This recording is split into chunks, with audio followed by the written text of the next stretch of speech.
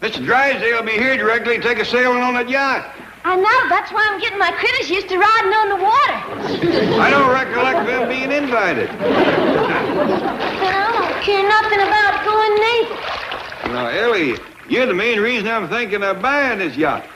What you mean? Well, according to Mr. Drysdale, here is a bunch of high-quality young fellas sails around on them boats. Oh, are you aiming to get me married off? Well, I wouldn't put it as blunt as that, but if the right fella come along, I ain't aiming to sick the dogs on him. Well, Jethro says I'm too old to get a man. Well, Jethro knows a heap of book learning, but when it comes to courting and romance, he's about as bright as a smokehouse at midnight. Who's that, Uncle Jed? Nobody. You get yourself into a nice, pretty dress. Yes, sir, Pop. I see you're all ready to go. Oh, yes, sir. How about Granny? Well, she's changed her mind. She says she ain't going out on no ocean or no yacht. I just had her talked into it. I know you did. Whilst I was helping her pack victuals just now, throwed in a few clinchers myself. Like what? Like I says, nothing to be scared of, Granny. Even if you fall overboard, I'll save you. I says, heck fire. I can swim faster than any old shark. Nice going, boy. Thank you. And then I says, even if the shark gets to you first, he's going to think twice before he goes to gnawing on a tough little old bony piece of meat like you. I bet that made her feel good. You thought so, wouldn't you? But it was just about then that she said she wasn't going. Well, I go talk. Hey, you want me to help? No, you've done enough. Oh, Uncle Jim, here's something that might cheer her up. Tell her that even if the shark does get her, it's quicker than drowning. I remember that. Oh, and we all gotta go sometime.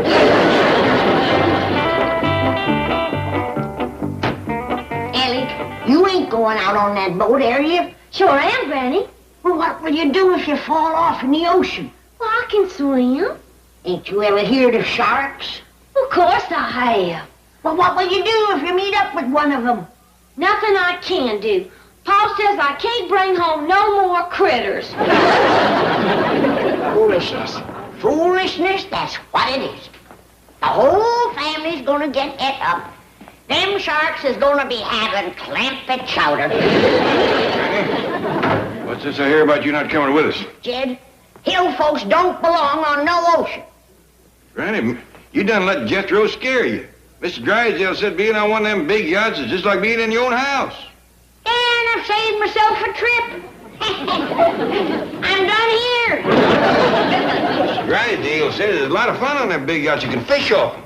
You can fall off them, too. And I ain't aiming to be no snack for no shark. Jethro has got you worried about nothing. I ain't so sure.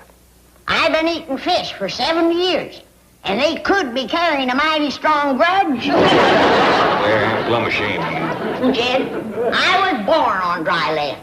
I was raised on dry land. And when my time comes, I aim to go on dry land. But that's just it. You know the good Lord is looking out for you. He'll decide when it's your time to go.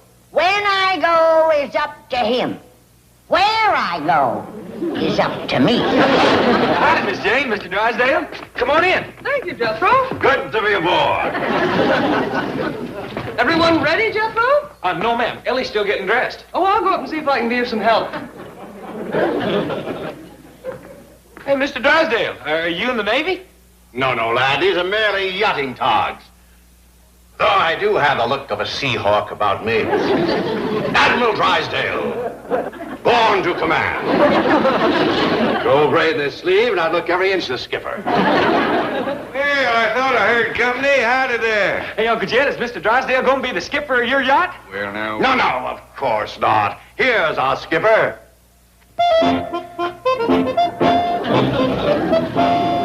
Standing by for orders, sir. Hey, Mr. Drysdale, can Uncle Jed wear a fancy uniform like yours? My boy, your Uncle Jed can wear the fanciest uniform money can buy. Hot dog!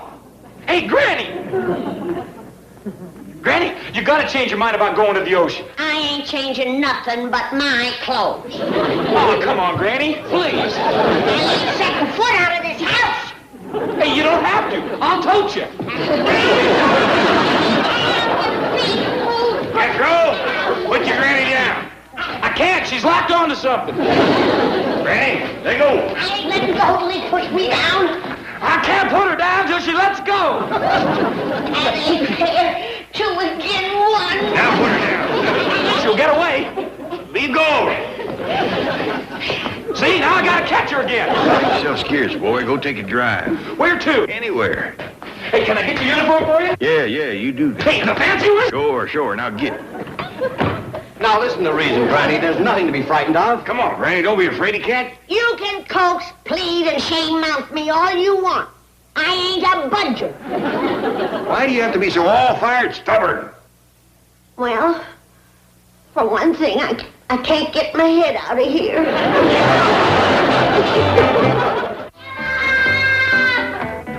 See you later, Granny. Surely you don't intend to leave her like that. Of course not, but that stair railing might be just the halter we need to lead that little mule to water. We're supposed to meet the yacht people at the harbor at 11. Well, you and Miss Jane go on ahead. Granny ain't likely to back down in front of company nohow. Well, how will you get to the yacht harbor? The truck? Oh, no! Oh, I mean, it would be much better if you arrived in my limousine. How come? Well, because it's bad luck for the skipper of a yacht to arrive in a truck. Right? Oh, right. It's an old superstition of the sea. Yeah, and you wouldn't want to jinx the ship. Of course not. Fine. Well, my limousine will be standing by. We'll see you at the pier. Number 21. We'll be there quick as Granny gives in.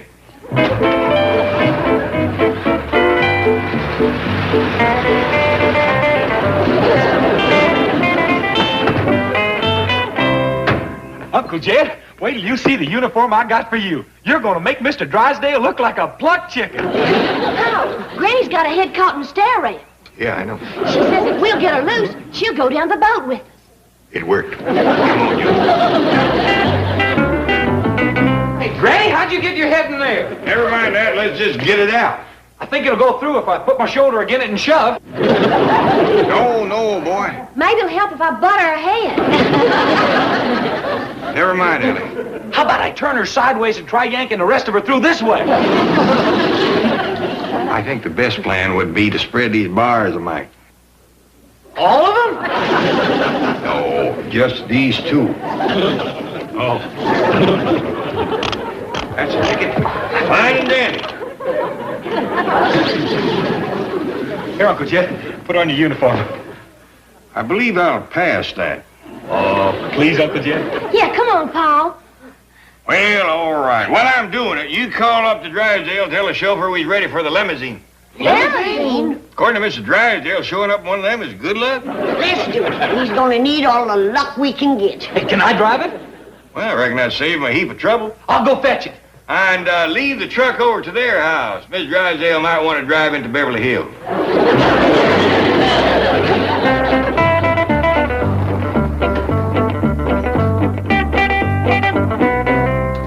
Hey, Jethro, wait till you see Paul in his yacht and get up. Yes, sir. I told you it was a doozy. Where'd you get this outfit, Jethro? Over to the movie studio. What you call the wardrobe department. Kind of fancy for fishing and the like, ain't it? I reckon so. It's the only one they had in your size. Come on, Granny. I'm coming. What's this for? One of them sharks swallows me. He's gonna get himself a double-barrel bellyache. Granny, I done told you, ain't no shark gonna go to gnawing on a tough little old bony piece of... Now, let's hop in, everybody. Jethro, reckon you can find that harbor? Yes, sir. All we got to do is take off out that harbor freeway till we see some boats. That sounds reasonable to me. Now, when we get there, we'll be looking for number 21. Yes, sir.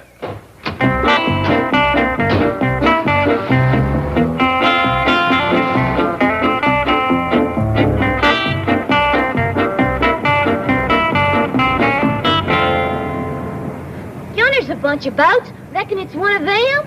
Heck no. They's too little. According to Mr. Drysdale, them yachts as big as houses. They better be or you ain't getting me on one. There ain't any big ones over on that side. Now, them is what you call yachts.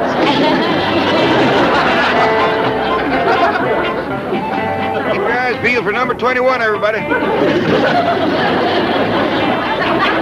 Here she is, Uncle Jed. Number 21. Looks like a dandy big yacht, Granny. Yeah, but if you ask me, it ain't strictly brand new. Maybe not, but they got a lot of hired hands cleaning it up for it. Nice looking fellas, too. It ain't easy to get into this yacht harbor. Yeah. For a minute, I thought that feller at the front gate wasn't gonna let us in. Well, he sure changed his tune when he seen Pa. I'll say he did. Fell all over yourself being polite then. Saluted and everything. Well, you got to remember, they's hoping I'll buy this boat. Folks is generally extra polite when they're trying to sell you something. Where's Mr. Drysdale and Miss Jane? Why don't you young'uns take a look around for 'em? Yes, sir, Pa. Jed, why do you suppose Mr. Drysdale is so all-fired head up on you buying that boat? Well, for one thing, he thinks it's a chance for Ellie Mae to meet some young fellas of high quality. Don't look now, but I think it's working already. What you mean? There's a couple of boys looking down at us. They must have spied Ellie because her eyes is bugging out like a bullfrog. Is that an admiral? That's an admiral. Let's get the OD. You know, Cliff, it's quite a feeling of responsibility. What's that? Being the senior officer aboard this ship. Say, that's right. With the skipper and exec both ashore, you're in command. Worried? Not a bit. The ability to command is something you're born with. Either you've got it or you haven't. Let's face it, Cliff. Sir, beg pardon, sir. Just a moment. Let's face it, Cliff. I've got it. All right, men, what is it? There's an admiral about to come aboard, sir. Very well, you may return. An admiral? Are you sure? Well, sir, he's got a whole sleeve full of gold braid. Yes, sir. He's got like that, and then like that, and then like that again. Isn't that an admiral? That's an admiral. Oh, boy, is that an admiral. We can't find hiding the hire, Mr. Drysdale. Maybe he's already on the boat. When I go up and have a look, y'all wait here in case he shows up.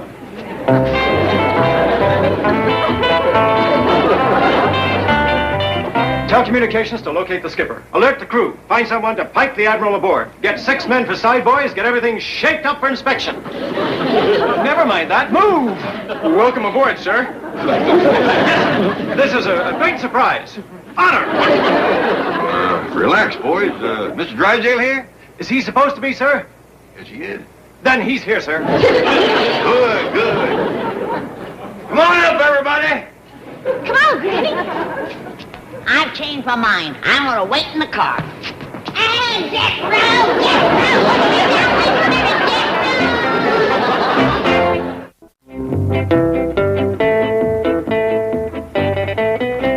I hope your family enjoyed the tour of the ship, sir. The lieutenant will be with you in a moment. He's trying to contact the skipper. Oh, Uncle Jed's the skipper. Of course, I met Commander Blake. Fine and dandy. Fine and dandy. Jed Clampett, if you buy this boat, you are plumb off your rocker. I like this boat, Pa. Yeah, Uncle Jed, it's a dandy. What do you young'uns know about boats? You know as much about him as you do. Then you don't know nothing, so hush. There's a bunch of nice-looking fellas on it. Yeah, I kind of noticed that myself. So did I. And I ain't cooking for 250 hired hands. Hope you buy it, Uncle Jed. Sure would like to drive this rascal. You know how, do you, boy? Oh, it looks easier than the truck. They ain't even got no pedals. Please buy it, Pa. I think we ought to see how it rides first. Hot dog, let's go. Hope to establish communication with Commander Blake very shortly, sir. However, still no trace of Mr. Drysdale. Well, don't worry about it. Meanwhile, sir, we're serving coffee and refreshments in the wardroom, with the Admiral's permission. Well, that's fine. Thank him for it. Leave me to it. Right this way, madam. Ain't we going for a ride, Pa? Well, that's up to this young fella right here. Can we please go for a ride? A ride? Yeah, Uncle Jed wants to see what this thing will do. The ship, sir? That's right. You mean you want to put out to sea, sir? Yep. Now, sir? Sooner the better. Don't you want to wait for the skipper? Hey, you're talking to the skipper. Oh, yes, sir. Beg pardon, sir. Your orders will be carried out immediately. Thank you. Now let's go have some of that coffee.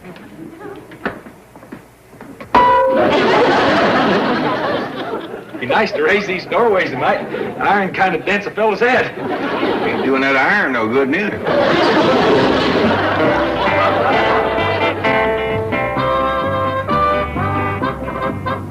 Chief, it's aimless to keep driving around like this. We've covered the entire harbor area. From the land, but not from the sea.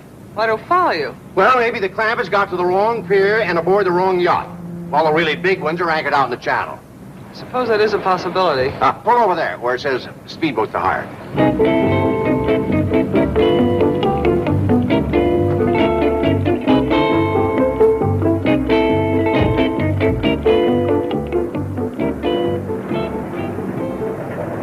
Can I help you folks? Yes, you can. We need a good fast boat and an experienced operator to take us around the various yachts in the channel. Well, I'm your man. Good, good. How much? $35 an hour. $35 an hour?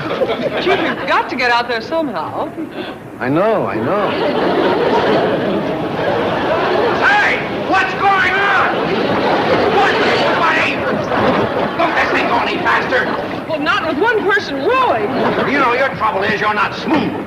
You need a little rhythm and coordination. I also need a little help. Oh, very well. Oh, thank you. Now, one and the whole. Miss Hathaway, you're not with me. Oh, I wish that were true. Now, one and the whole.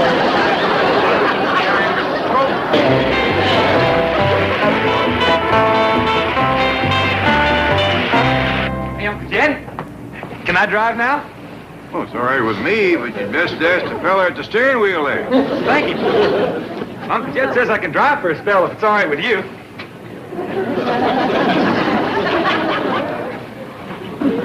Hold steady on 100. Okay. Hey, Uncle Jed, we's doing 100.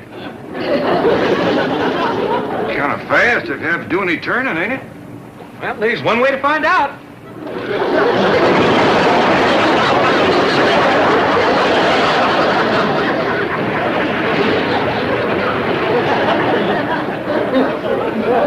That was a very hazardous maneuver. Thank you. Can I drive some more now? Well, let's let the helmsman take the wheel for a while, huh? Okay. I'll work these levers.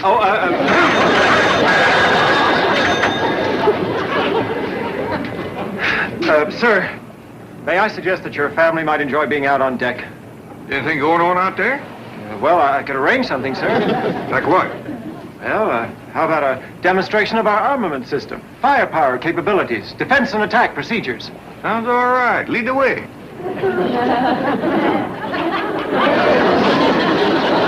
Well, Miss Hathaway, you're certainly making a mess of this. We haven't gotten to one yacht. The current's too strong, Chief. Only you row for a while. Miss Hathaway, who owns the bank where you work? You do? Who pays your salary? Who signs your checks? You do? Then who rows? I do? Then get to it. One.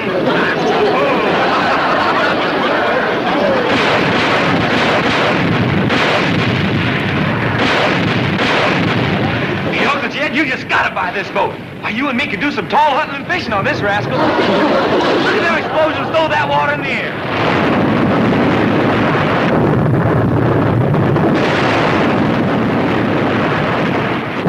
Don't seem like a very sporting way to fish.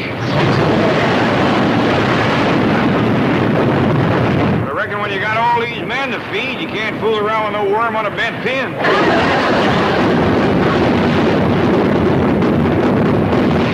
What are they shooting at? High-flying birds, I reckon.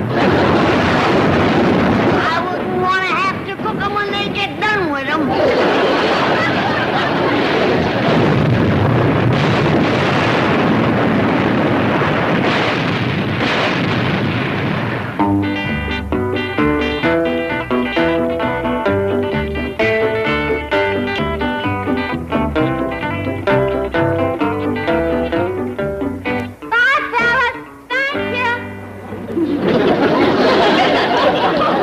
Demonstration was satisfactory, sir. Well, I reckon you done your best. Well, yes, sir. We all did, sir. Well, then, it's up to me to make a decision, ain't it? Yes, sir. Just a minute. You got them figures wrote down, boy? Yes, sir, Uncle Jed. That there boat costs $6,000 a day to operate. She uses up 500 gallons oil every hour, and them 250 hired hands eats better than 600 pounds of food a day. And she costs $3 million. You gonna buy it? I reckon not. What? Turn the car around. But... Young fella, I made up my mind about your ship. You have, sir? Yep. I'm gonna pass it. He passed us! He passed us! He passed us! He's pretty happy for a fella that just lost a sail. Do I have to pin 'em up? Only the night prowlers, Ellie, like this young fella and your raccoon and bobcat. Come daybreak, you can let 'em all out again. Oh, Paul, please. Now, Ellie, you got to remember that our neighbor is a city folk. It scares Miss Drysdale to wake up in the middle of the night and see a strange-looking varmint peering at her. Well, if he scares her, she hadn't ought to marry him.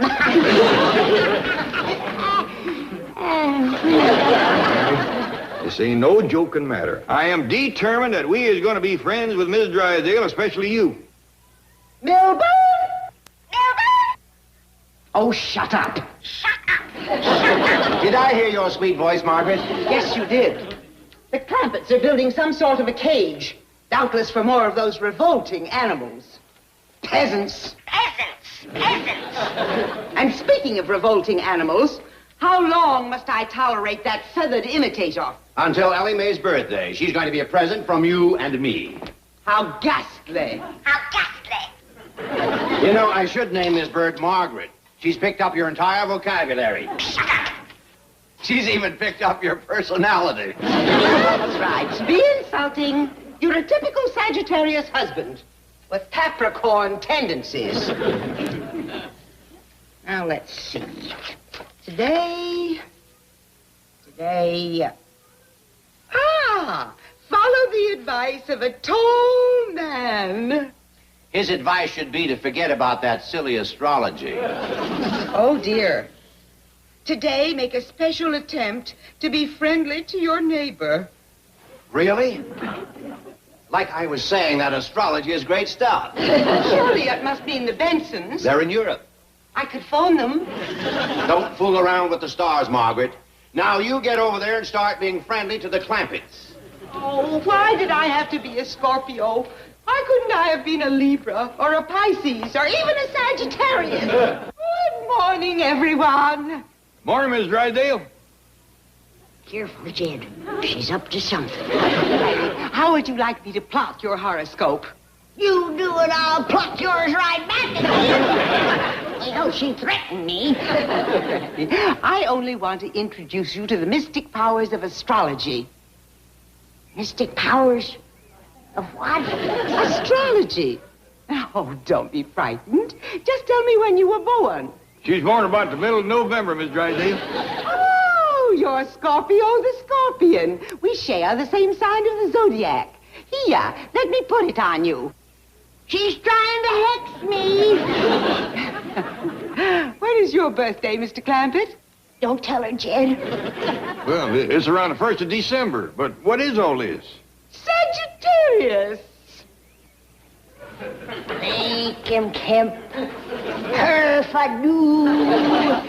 Now get honey and quit messing around with that black magic. You're fooling with powers that you don't know nothing about. Black magic? I'm warning you, burn that book before it's too late. But really... Now get.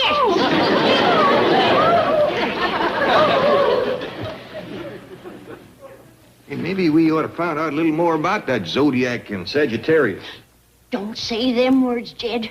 There's no telling what evil they can bring on. That woman is playing with dynamite.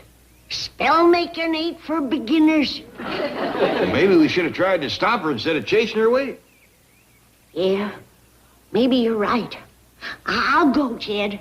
At least I got a few protection spells I can use. Well, how can I be friendly with the Clampetts when they... Milburn! Milburn! I've had quite all of you that I... Oh. Hello? Hello? Oh, shut up. Oh, no, not you. I'm sorry. This is Margaret Drysdale. Margaret Drysdale? Hold on. I'll pick up another extension.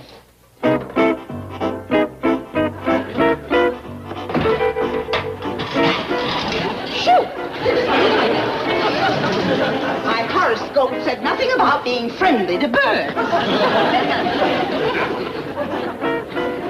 Miss Drysdale, where are you? I didn't mean to yell at you, but you're fooling with awful powerful medicine. I've been at it 50 years, and there's still things I don't know. Miss Drysdale? Hello?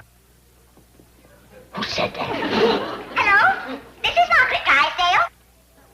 Miss Drysdale! I told you not to fool with that black magic.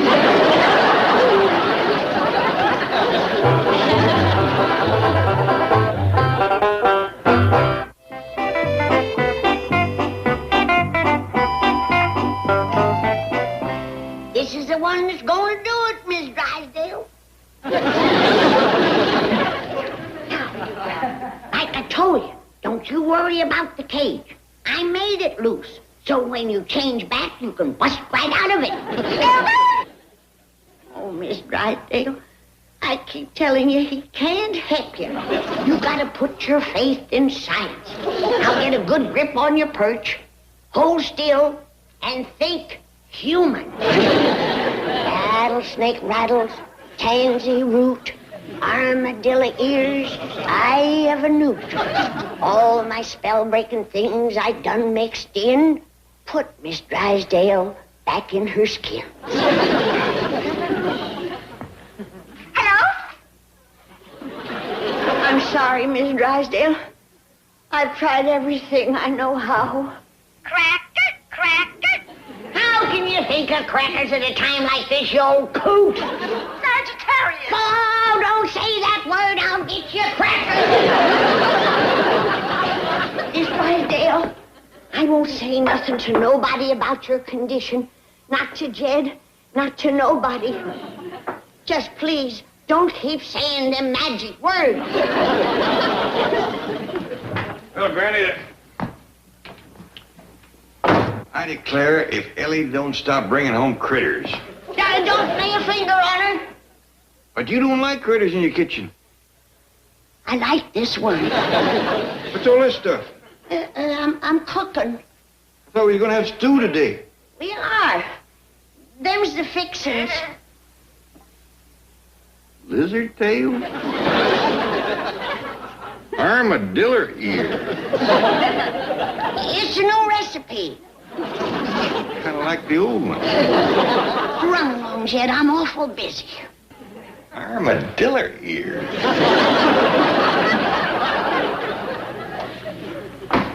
Now, see here, Miss Drysdale. I can't keep your condition a secret if you're going shooting off your beak. You ain't at the ones that give you. See? Look at the bottom of your cage. I mean your room. Hey, Granny, Uncle Jed said you're making some special stew. You gonna put that crow in it? So, don't say that. Don't even think it. Okay. What's all this stuff? Never mind.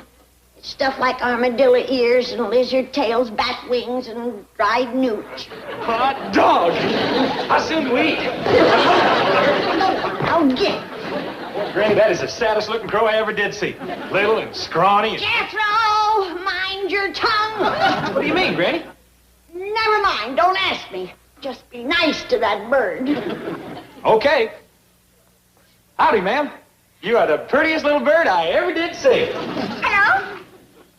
Who said that? I didn't hear nothing. Hello? Granny, that bird talked. No. There's something funny about that bird, Granny. I'm going to take it out of... Don't touch it. It's Miss Drysdale. Miss who? That bird is Miss Drysdale. She put a hex on herself. Oh, Granny, you're greening me. That bird don't look like Miss Drysdale. At least weighs not much. Careful what you say. One wrong word, and she'll turn us all into crows. What are you going to do? I don't know. She's sick because I throwed so many spells on her. Maybe you ought to take her to a doctor. What do you think I am? Oh, Granny, I mean a city doctor. City doctor? I ain't ever seen one of them that could cure a regular person, let alone one that looked like a crow. You can't take that bird to no regular doctor. Got to take it to a critter doctor. Critter doctor? Yeah, I can look one up in the phone book. Well, all right. But whatever you do, don't let her know.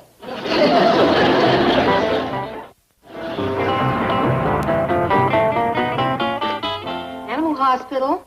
Hello? Listen, I want to ask you, can you help Miss Drysdale? She's sick? Mrs. Drysdale? Well, what exactly is Mrs. Drysdale? Well, you mean now or usually? Oh, well, right now she's a crow. I see. You have a sick crow. Well, I'm sure we'll be able to help her. What are the symptoms? Yes, how does she look and how does she act? Well, she looks awful and she acts worse. Her legs and her feet are yellow. So's her eyes. She won't eat nothing, and her beak is red. Would you say her condition has changed much in the last 24 hours? Oh, honey, you wouldn't believe how much. I think perhaps I better have Dr. Abbott call you back. What is your number there? Mm-hmm. No, I can't help you, and Dr. Abbott is in consultation. That's city doctors for you. One can't help you and the other's out of town. Want me to look up another one? No, we ain't got time for that. Just take me to one of them big medical buildings. Yes, ma'am. I'll go fetch a truck. I'll get Miss Drysdale. The minor bird is gone. Oh? What do you mean, oh? I was very attached to that little thing. She cost me $250. And the cage was extra. Money, money, money. You're certainly on the cusp of Capricorn. Oh, never mind that gobbledygook. Just help me look. Call the Bureau of Missing Birds or something. I have my own problems. I've checked and rechecked, and the stars demand that I make friends of the Clampetts. And I still haven't found the tall man in my horoscope. I'll make you a deal. You find my bird, and I'll find you a tall man. Oh, Milburn, forget about that stupid bird. Stupid bird? Why, that sweet little thing had a vocabulary of 25 words. Doctor? Yes, I'm going to get you to one. Just take your pick. Can I help you, madam? Well, maybe so. I'm looking for a real good doctor for my neighbor lady here. Neighbor lady? I wouldn't want this to get around. But you know Mr. Drysdale, the banker, don't you? Yes, I've heard of him. That's his wife. I think I know just the doctor for you. Not me. Her. Yes, of course. Dr. Reimer in 106. I can't find hide nor hair, Granny, nor Jethro neither. She sure must have been in a hurry. Ain't like Granny to leave her kitchen in such a mess. That's a fact. Well, come on, I'll give you a hand. I'll help. Hello, neighbors. May I come in? Well, we's kind of ashamed of the way things look in here. Well, I'll have things cleaned up in a jiffy. Y'all go on in the parlor. No. You go in the parlor. I'll clean up. Well, Miss Drysdale, we can't let you do that. You'll ruin your pretty clothes. I insist. I'm your friend. Your good neighbor. Well, ma'am, I think it's only fair to tell you it was Granny that made this mess. And after the way she mean-mouthed you... Tut. Cleaning up Granny's mess will be my pleasure. Should we go in the parlor like she says, Pa? I think we best stay out here, Ellie. Keep an eye on her. That woman ain't well. Crow named Mrs. Drysdale? Leave it to these Beverly Hills people to come up with the strange pets. One moment, please. Well, thank you. Hello, Dr. Abbott speaking. I'm calling about Mrs. Drysdale. Pa. It's Miss Drysdale's doctor. Oh, I was afraid of that. Jed Clampett speaking. Yes, Mr. Clampett. I'm, looking at these notes on Mrs. Drysdale. I'd say we have a pretty sick bird on our hands. Now, tell me, are the symptoms still the same? Well, for example, I mean, are her feet still yellow? I can't tell. She's got her shoes on. you say shoot? Well, now you've got to get those off right away. I'm sure they look cute, but they can shut off the circulation to the feet. Yeah, they do appear to be a couple sizes too small. Mr. Clampett, I'm afraid you don't realize the seriousness of these symptoms. This could be a fatal illness. Now listen carefully. Well, yes, sir, I will. Now first, is she in a cage? No, sir, she's just hopping around the kitchen here. Oh, that's very bad. You've got to get her in some kind of a cage immediately. Doctor, she ain't gonna like that. Well, yes, sir, of course I want to save her life. Give her what? Sunflower seeds soaked in castor oil. Oh, and you might try to get her to flap around a little to increase the circulation. Yes, I'll check back with you later. Yes, sir, thank you. I'll do my best. Miss Drysdale's sicker than we thought. You go fetch some sunflower seeds and soak them in castor oil. I gotta put her in a cage. What? Thank goodness we got one.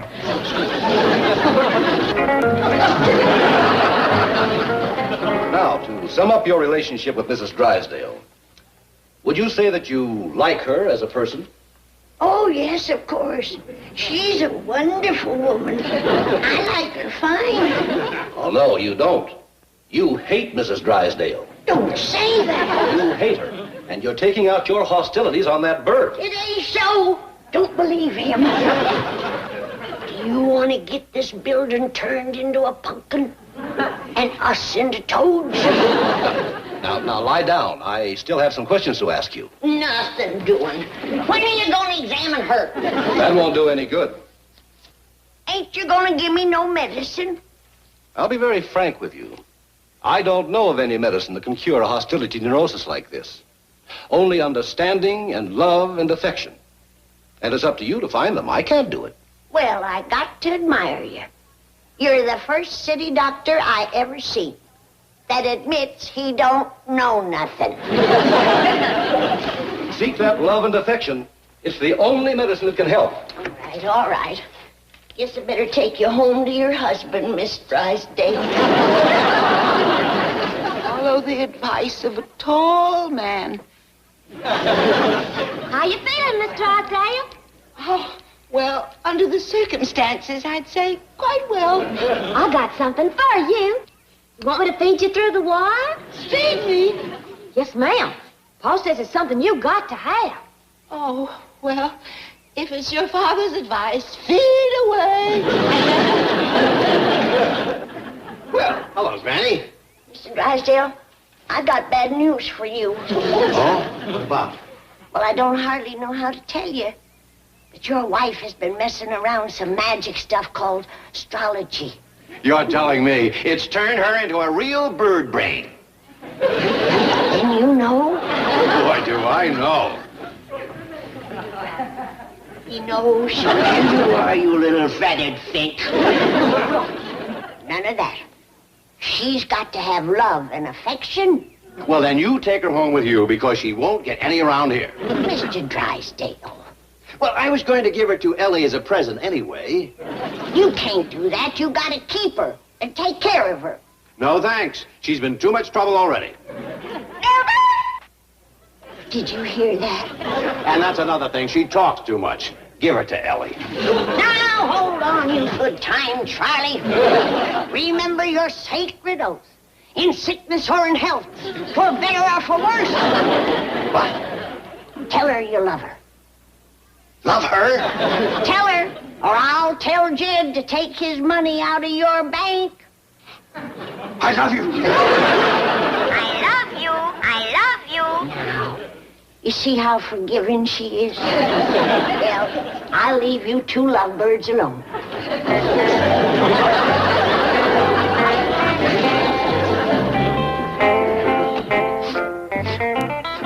Why are you crying, Granny?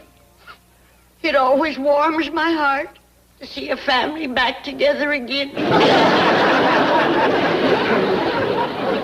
That's it, Miss Drysdale. Get the circulation going. Oh, please, can't I stop now? I'm just exhausted. Well, let me see your feet. Yeah, they's nice and pink now. Oh, wait, Miss Drysdale.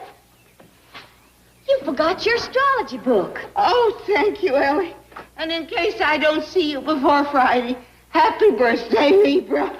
Well, my birthday's tomorrow. I thought it was the 7th. Yes, ma'am, that's tomorrow. Today's the 6th. Today's the 6th? That's right. Oh, good heavens. The 6th. Today is unlucky. Stay at home. Beware of your enemies.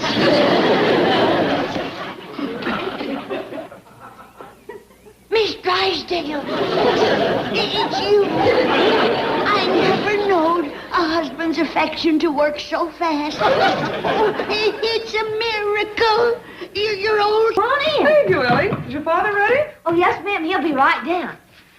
Hey, is Paul sure enough going to be on television? Oh, indeed he is, along with Mr. Drysdale, Mr. Brewster, and one of the richest oil sheiks in the world. Don't forget to wave to us, Jed. All right, Green. We'll be watching for you on the TV set. Well, now, don't get your hopes up. They ain't likely to show much of me when they got important folk like a cheek fella. Ain't that right, Miss Jean? Oh, on the contrary, Mr. Clampett, your meeting with the sheik will be the high point of the telecast. How come? It will be the meeting between two oil kings, East and West. Hey, Uncle Jed. Uncle Jed, we're going to be watching you on television. Yeah, I know, boy. Well, when you make your speech, hold this up. I ain't gonna be making no speeches nor holding up no signs. Come on, Miss Jean.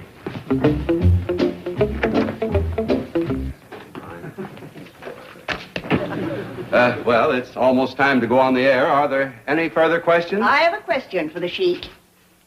How many wives do you have? Oh, now, I have 240.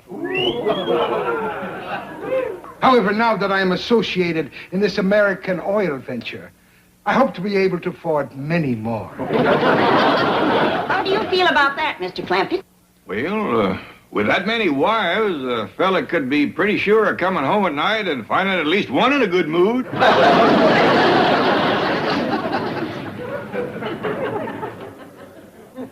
Please accept this for your wife. Well, thanks just the same, Mr. Sheik, but I ain't got no wife. Not even one? Well, Mr. Clampett, it's a widower, Your Highness. Ah. Excuse me, gentlemen. 30 seconds, we're on the air. Would you mind taking your places? Thank you, ladies and gentlemen. Thank you very much. Well, John, kind of hold my speech till last. Speech? Well, just a few off-the-cuff remarks, but very dynamic. Makes a great climax. Well, Mr. Brewster, 10 seconds. Oh, thank you. Good morning, ladies and gentlemen.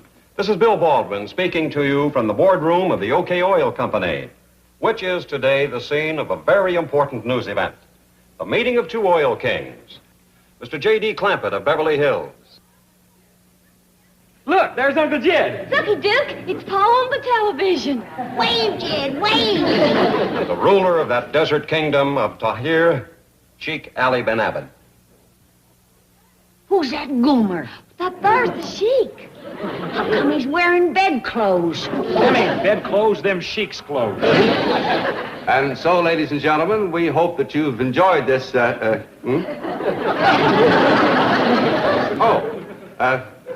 now a few words from the distinguished president of the Commerce Bank of Beverly Hills, Mr. Melbourne Drysdale. Mr. Drysdale. 5 seconds. 4, 3, 2, 1, cut. Friends of television land, as a behind-the-scenes participant in this new oil venture, I've been asked to say a few... Where's everybody going? I haven't even gotten started. What about my speech? Go right ahead, Mr. Drysdale. I'm listening. Miss Hathaway, did you see what happened? Now, Chief, no tears. You don't want your mascara to run. You looked handsome, Jed, but you forgot to wave. Well, I remember next time. What happened to Mr. Drysdale? We never did see him. Well, it seems... Uncle Jed! Paul! Uncle Jed, a present just come for you from the sheik. Well, open it up. Let's see what's in it. Oh, this ain't it. This just come with it. Yeah, the real present's outside. Well, fetch it in. Come on in.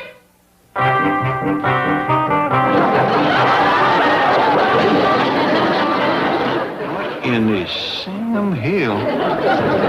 The man that brought them by said that they were some of the Sheik's favorite dancing girls. Yeah, he wants you to have them for wives. Now, fetch them back, boy. I can't take a present like that. Oh, wait a minute, Uncle Jed. Well, let's talk about it first. Yeah. Well, at least look them over before you go return them.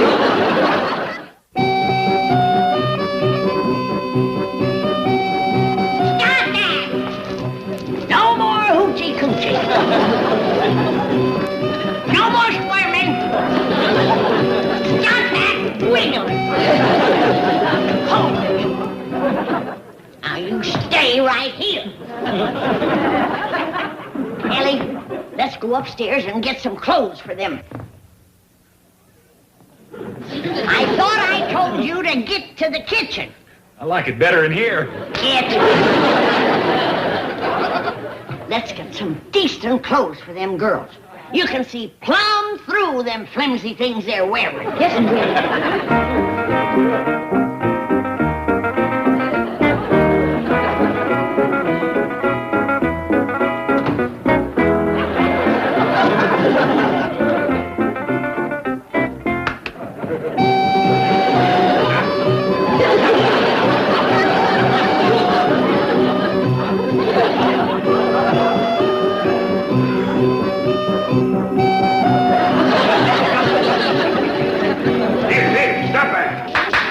Hey, Uncle Jed, if you're wondering on what to get me for my birthday, well... Never mind.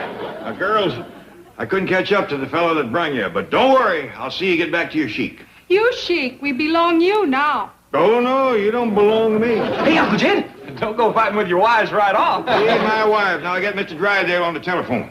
You gonna give them to him? No way. Well, then can I have them? Of course not. Can I have half of them? What's the matter with you? In this country, you can only have one wife. Oh, thank you, Uncle Jed. I'll get Mr. Drysdale on the telephone. I'll see these girls get back to Sheik Ahmed. Sheik Ahmed?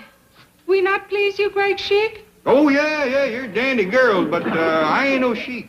I can learn you, Uncle Jed. You just get Mr. Drysdale. Yes, sir. Now, girls, I think the best... We please you. Hold on. None of that. Just a second, Mr. Drysdale. Hey, Uncle Jed. Yeah, I'll take it in the parlor. You keep them in here. Yes, sir, Uncle Jed. I thought so. Now you're gonna get it. Oh, wait a minute, Granny. I'm just doing what Uncle Jed told me. You think I'm gonna swallow that? You're going to the woodshed. But, Granny, I'm supposed to... You're supposed to do what I tell you to do. Well, no, sir, Mr. Drysdale, I don't want to hurt the Sheik's feelings, but I can't keep this present he gave me. It's a bunch of girls. No, sir, not pearls, girls. It's a real live girl. Now, wait a minute. Hold on, just a... Mr. Drysdale, you better get over here right away and bring Mr. Brewster with you. I don't know what these girls got in mind, but I got a feeling it ain't strictly legal.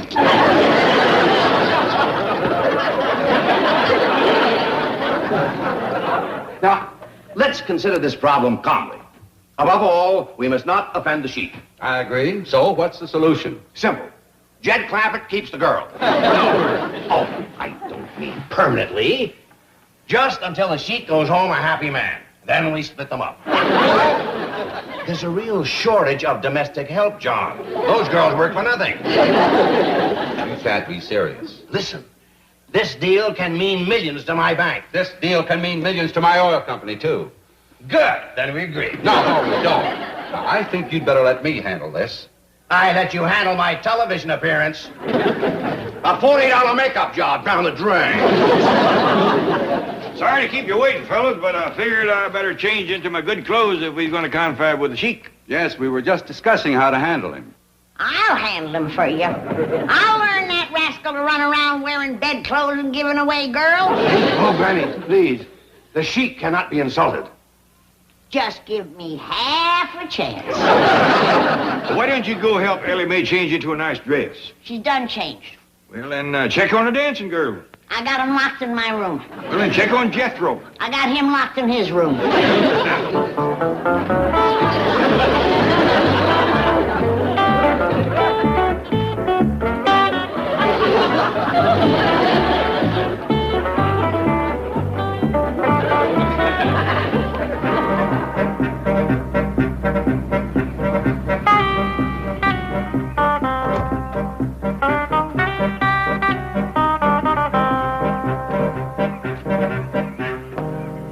you're Sheik Ahmed. I seen you on television with my Uncle Jed. Oh, you must be the nephew of my great and good friend. Oh, yes, sir.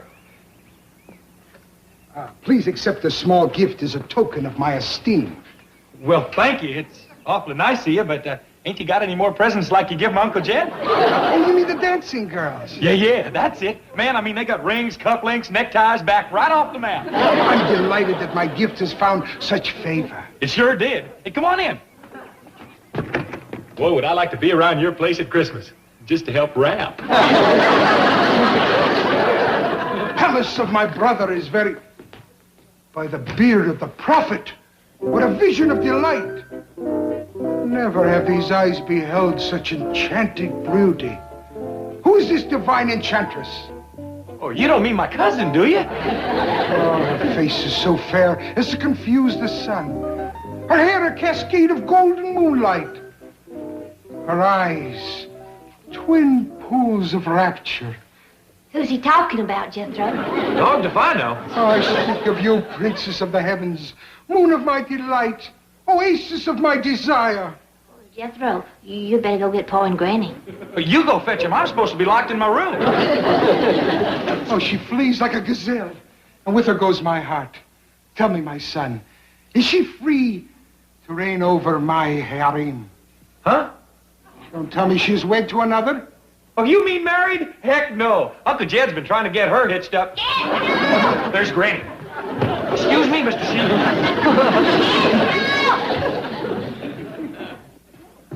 So it's you. If you're looking for them girls, I got them up in my room. Ah, then you are the keeper of the harem. I'm the keeper of everything around here. I would pay any price for the young gazelle that was here a moment ago. You will?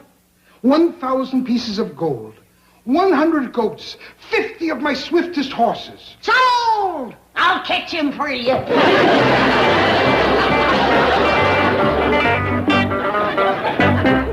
Papa, Sheik's here. Is he in a good mood? Oh, he sure is, Mr. Drysdale. You see, fellas? Now, let's not blow this deal. Let's send him away happy. Mr. Drysdale, I cannot keep them girls. But, Milburn, I handled the oil negotiation with the Sheik successfully. I'm sure I can handle this. Thank you, Mr. Brewster. You do the talking. Now, Ellie, you let them girls out of Granny's room and fetch them down to the parlor when I call you. Yes, sir, Papa. Now, wait a minute. What about Granny? Don't worry about Granny. I just seen her headed for the cement farm. Jethro! Where are you, honey? Don't be scared. I won't hurt you. Granny's got some good news for you. You have? Yes, I have. I've arranged for a little trip for you. Where to? That country where the Sheik lives. Hot dog! Thank you, Granny. I can't do it. I can't do it. You're a terrible aggravation to me, but I still love you. Huh? You're my kith and my kin, and I can't sell you, even for 100 goats. Mr. Clampett has asked me to speak for him, Your Highness, because the magnificence of your gift has left him speechless with gratitude. However, the custom of his country demands that he present you with a gift of equal value. And since he has no such gift, he must return the 4 lovely maidens, even though his heart bleeds with anguish. Ellie Mae!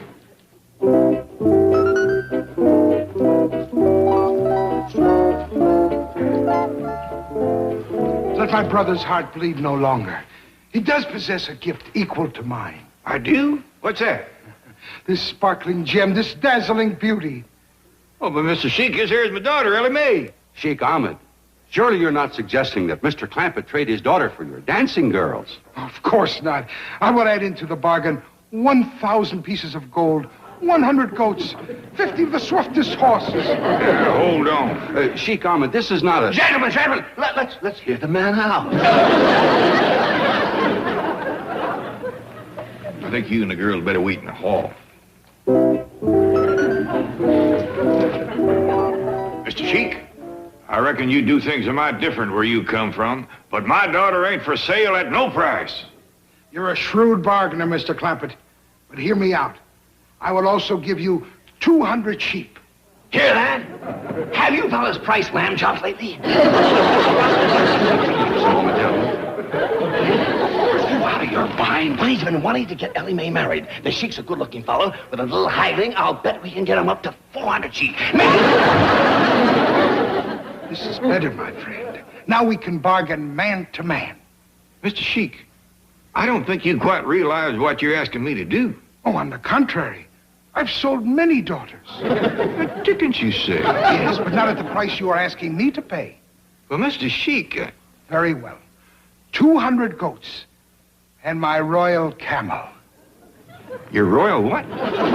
Camel. You're not acquainted with this remarkable creature? The ship of the desert? No, sir, but even if you offered me... Mr. Sheik, I'm afraid the deal is off. I can't sell this boy. You was wanting to buy Jethro, too? Oh, no. Only your daughter, Ellie Mae. But I will give you 10 extra goats for the little harem keeper. 100 goats for him and only 10 for me. Bed sheet wearing sand crawler. Let me at him. I'll give him a knuckle stab.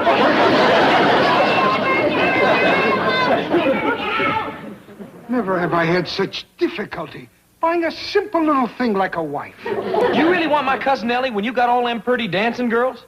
My son, I would pay any price for your cousin. Mr. Sheik, let's you and me do a little talking.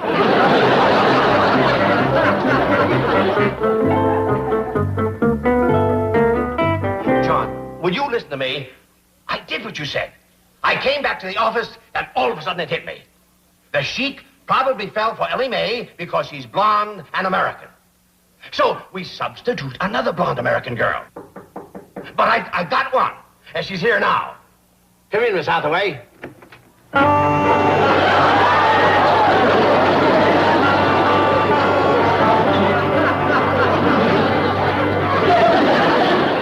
You might imagine all the reason for this ridiculous masquerade. Never mind, forget it.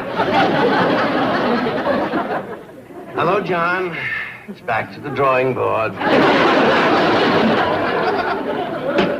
The man's a nut. Mr. Brewster, the Sheik's done run off with Jethro and Ellie. What? They's gone, he's gone, and his car is gone. Dead! Here I am, Granny. What's the trouble? The Sheik stole your family, that's the trouble. And he didn't even leave as much as one goat to pay for them. Now, Granny, the Sheik's still here. He is. Yeah, I just seen him from my bedroom window. He's down by the cement pond, him and his dancing girl.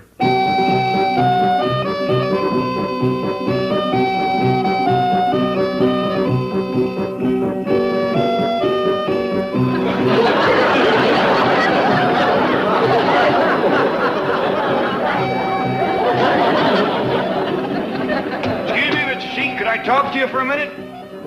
Is it real important, Uncle Jed? I'm awful busy. Jethro. It's Sheik Jethro. I'm telling you, this is the life. Where is Sheik Ahmed? What are you doing here with all this stuff and all these dancing girls? He gave them to me. It's part of the deal. What deal? I sold him Ellie Mae. You what? Man, did I drive a bargain. For one old girl cousin, I got all these jewels, these pillows, this pipe, plus a goat, a horse, a royal camel, and 15 dancing girls. 15? Well, yeah, these is just a down payment. You girls come along with me. Come on.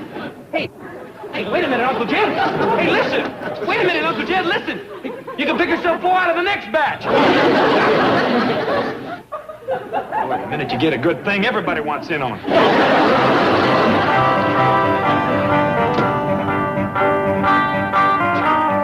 Ellie Mae! Where's Sheik Ahmed? In the trunk yonder. I had to work him out before he'd fetch me back. Now I'm gonna get Jethro. Sheik Ahmed! Mr. Brewster, please, you may have all my oil You may have anything, but free me from the clutches of that American wildcat. You're safe. She's gone, Chief. Hold on, Mr. Sheik. Here's your girls back. Bilagel! Bilagel! Bilagel! Bilagel! لماذا بني يعمل في الجن الملكي؟ هاتوا امشي. Bye. Good riddance, Jed.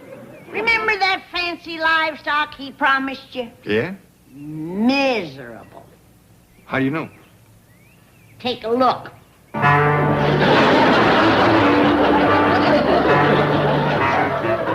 that the saddest looking horse you ever seen?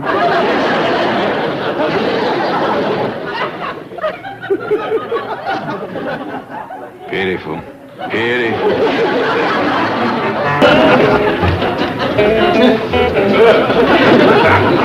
What's all the racket out here? I'm rigging a bulletproof shield from a double-knot spy car. You have to bang so loud I can hear you clean out in the kitchen. If you think it's loud in the kitchen, you ought to be under here.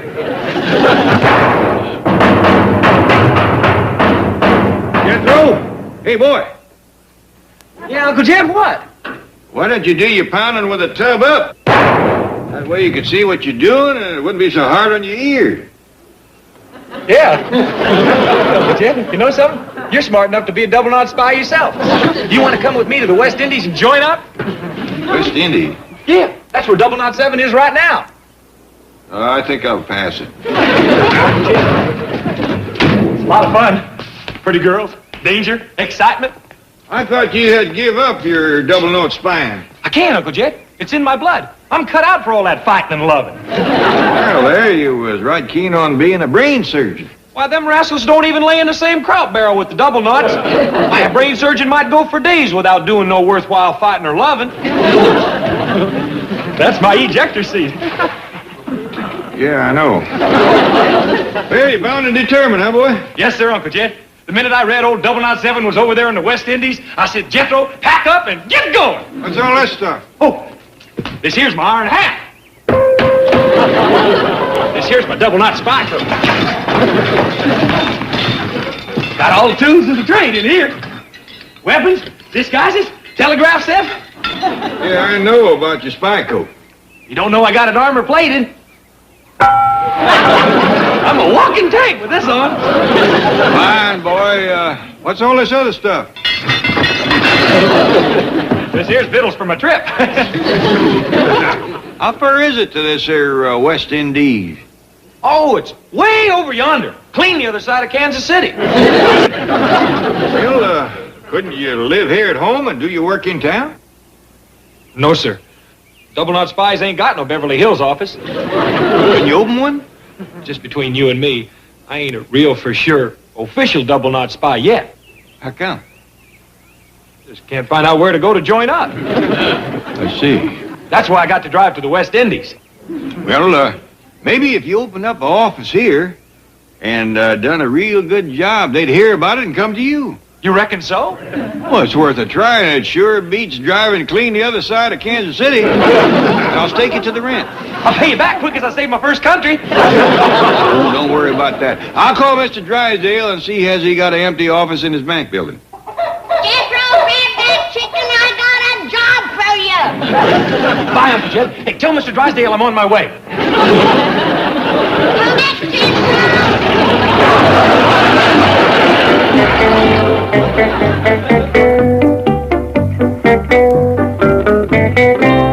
Here you are, Jethro.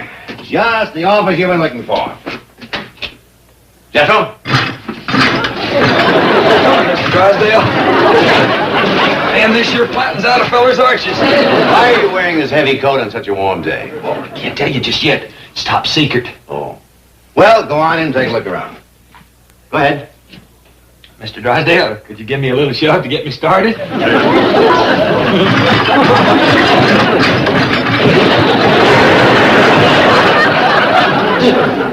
I just heard what you're doing. You can't rent this office.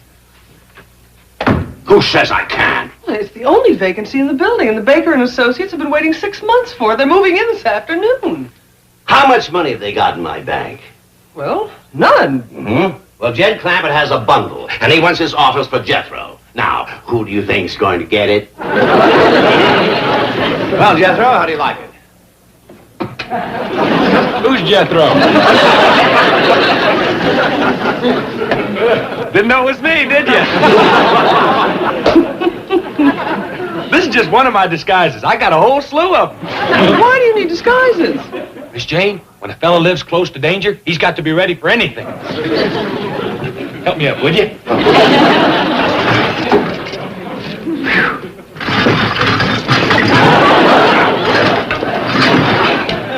Jethro, are you double not spying again? Shh. Oh, I reckon the place ain't been bugged yet. This is going to be double knot spy headquarters for Beverly Hills. Chief, did you hear that? Yes, isn't it marvelous? Welcome, Jethro. It gives me a feeling of great security to have one of you brave chaps so close to my vault. Am I close to your vault? This desk is directly over it. Hot dog! You won't have to worry about it with me sitting here. Oh, I might have been followed. I'll use an old double knot spy trick and disguise my voice. Hello? Just a minute, I can't hear you. What'd you say? Granny? Yes, ma'am.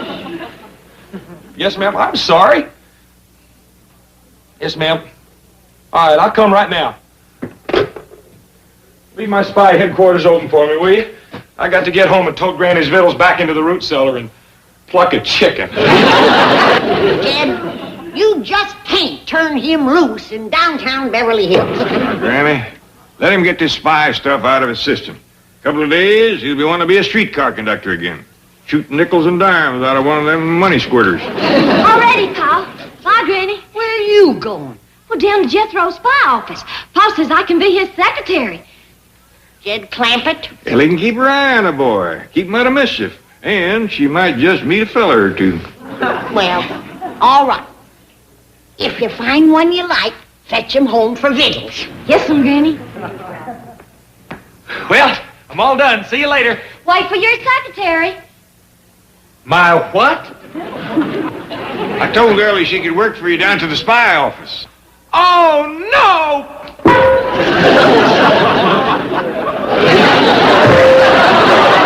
Oh! Now, Granny, he'll be all right. It ain't him.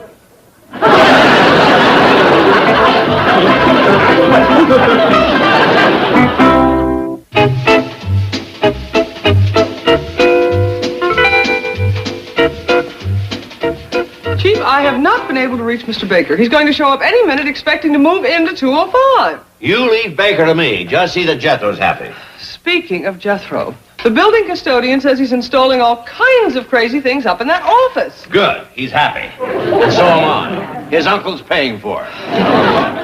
You're the boss. Remember that.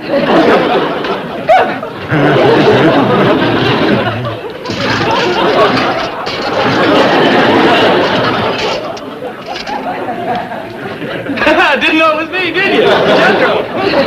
Very clever, Jethro. You're a born spy. What have you got? That thing. Armor plating. Now, this coat will turn a rifle bullet. Well, what's this, Jethro? Don't yank that. Why not? Do you blow up? Well, ma'am, this here's a secret weapon. Now, watch my shoe when I yank this. Well, it ain't working right now, but when it does, a pointy blade pops out of the toe of my shoe. What for? Well, old Smirsh has got 'em. And if they go to kicking to me, I'm going to kick right back. Fine work, Jethro. You're a credit to your profession. Now get up to your spy headquarters and make us proud of you. Yes, sir. I'll do my best. Oh, hey, has anybody been asking for me? Only the custodian. No, I mean anyone from International Knot Headquarters. I don't think so. Well, they don't use names. Just letters like M or Q. That's the way I'll be on the lookout for him. Chief, you shouldn't encourage him to play spy. He's taking it seriously. Well, so am I. If it'll help keep the Clampett account, he can call me Milburn Goldfinger.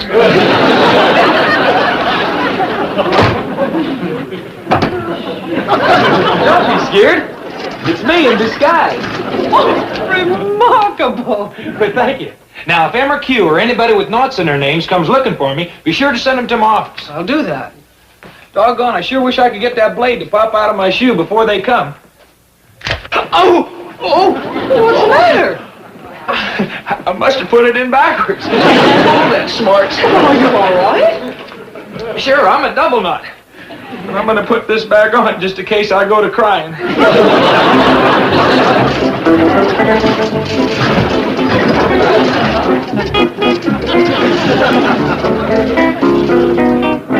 Forgive my curiosity, but what was that? Oh, well, he's just a temporary tenant. Not on my floor, I hope. Well, I'm Vincent Baker, of Baker and Associates. Oh, dear. You seem distressed to see me. Well, I am, yes. After him? Well, Mr. Drysdale will explain everything to you, Mr. Baker. What is there to explain? I've been waiting for 205 for 6 months. You said it would be ready today. Here I am. Yes. Well... Yes? The Chief, this is Mr. Baker. He'd like an explanation about 205. Well, he's entitled to one. See as he gets it.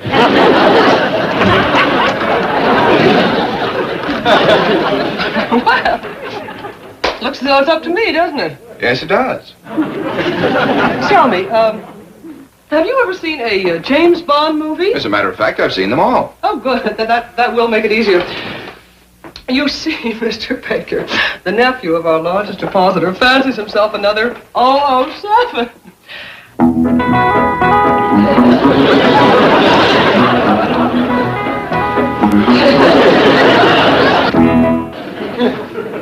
Vince, maybe you ought to call off this bank job. Honey, there's $250,000 sitting in that vault under 205. I've been waiting 6 months to get at it. But the plan isn't working out. That Jethro kid's got the office. I'll take care of the kid. Besides, it's got to be tonight. The plane's all set. Marty's waiting in Mexico. It'll work out. Vince, it's too dangerous. This kid may not be as dumb as you heard. Take a look at his door. There's my first contact, Ellie. Now, you know what to do. Come in.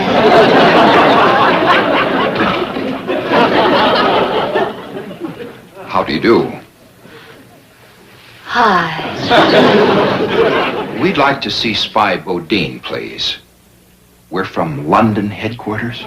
You are? Hey, Jethro! Ellie Mae, you dumb old girl, I told you to be sophisticated and mysterious. But they's from London headquarters. I'll fetch him in, huh? No, us double knots can't let folks walk in on their own say-so. I gotta check them out through the secret two-way mirror first. Now you get back out there and sneak that picture off the wall. Would y'all step over here in front of the secret two-way mirror, please?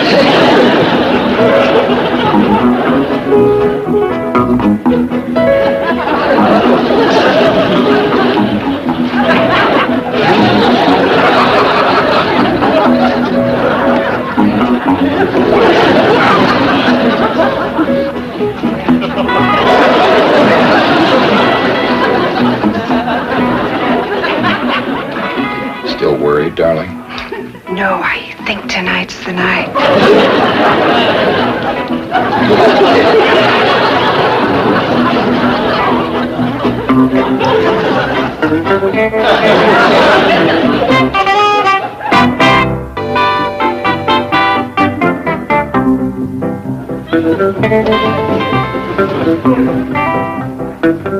You'll have to go back to your office, Ellie Mae. This here is top secret stuff. Okay, Nut. It's not. All my calls. I ain't into nobody.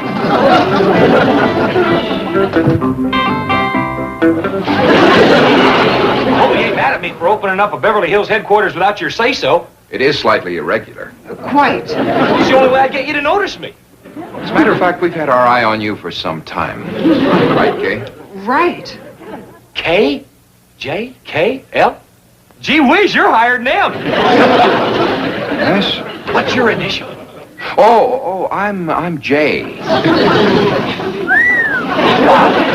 Gates thought the Beverly Hills office should have top priority. It's a dandy. Well, right now, there's a secret movie camera taking pictures of us. Really? Yes, ma'am. I got it hid in the wall. Where?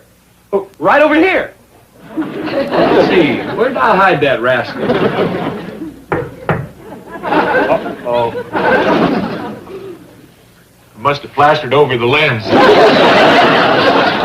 Well, these things happen. Right, Kay? Right, Jay. I got the office bugged. You have? Yes, sir. See them pencils over there? Yes. Well, one of them is a little wireless microphone and sending set. I think this is it. Oh, by golly, I believe this is just a regular pencil.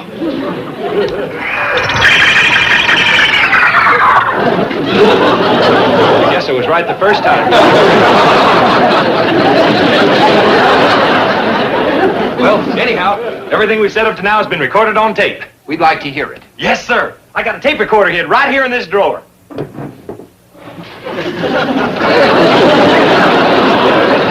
I got something in backwards.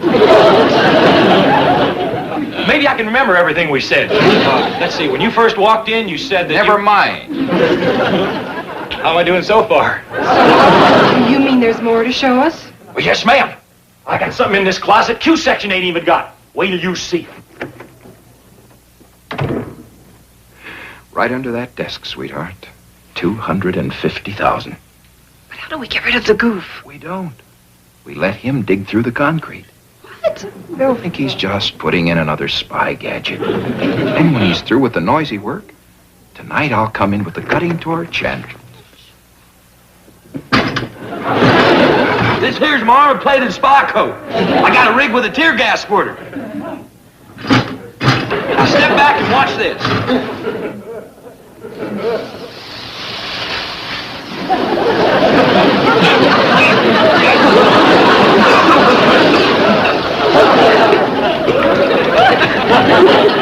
Looks like I got that in backwards, too. But I got something else to show you. Quick as I get this off.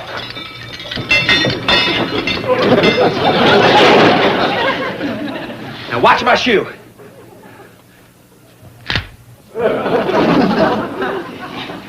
There, I got the bugs out of that. Now if old Schmursh goes to kicking at me, they'll get it right back.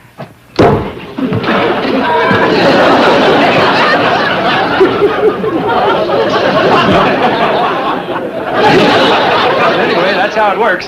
Well, that's all I got ready to show you right now. Do I get sworn in? If your escape hatch passes inspection, you're all set. Hot dog!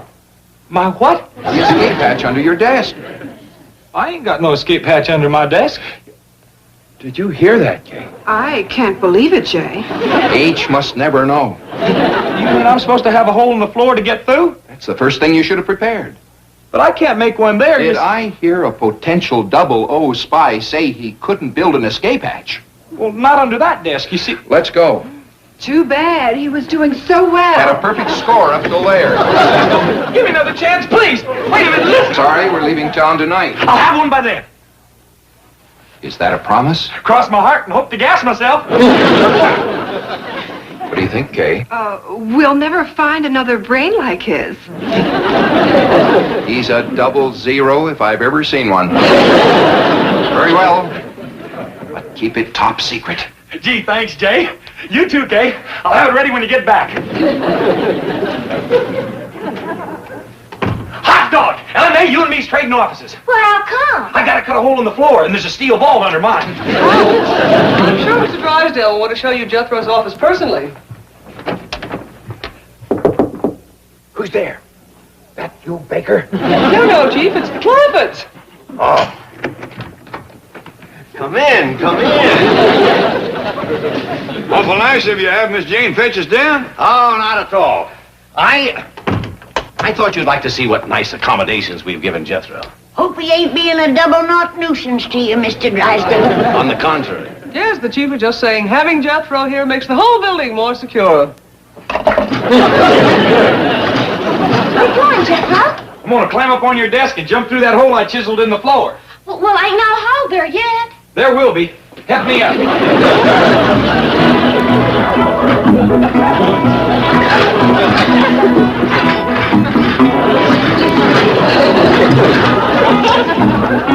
Stand aside. 1, 2. Well, let's go up and look at spy headquarters, shall we?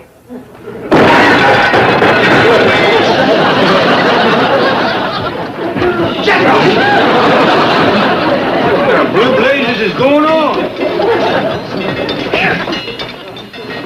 my double knot escape hatch. Howdy, pal. Howdy, Granny. Ellie Mae, get down here and cover up that hole before somebody gets hurt. Yes'm, Granny. Sure hope I don't have to escape too often. It's a pretty fur drop. You mean you busted that hole in the ceiling a purpose? I had to. Otherwise, Jay wouldn't swear me in. Who's Jay? Oh, he's the head spy from London. If I'd have put the hole where he wanted me to, I'd have had to bust into your vault. My vault? Yes, sir. Step into my office. I want to hear more.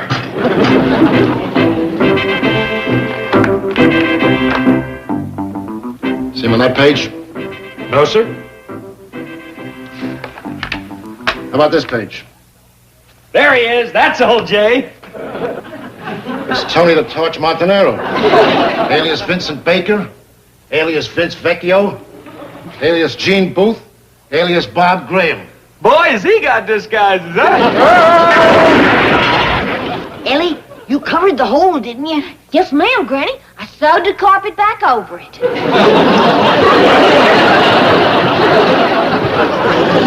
Tony, on your feet. Campaigning to do, speeches to make, votes to get. Get through? Let's show Granny the sign you made for her. Yes, sir. My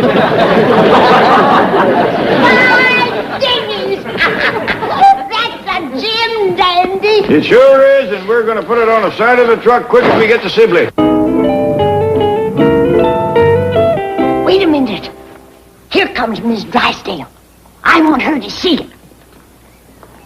She thinks she's so all-fired high and mighty in her big limousine. Now, Granny, the woman is doing us a mighty neighborly turn, offering to move in and take care of the place whilst we's gone. Yeah, I wonder why. Never mind, you just be pleasant. All right. But I still want her to see my son.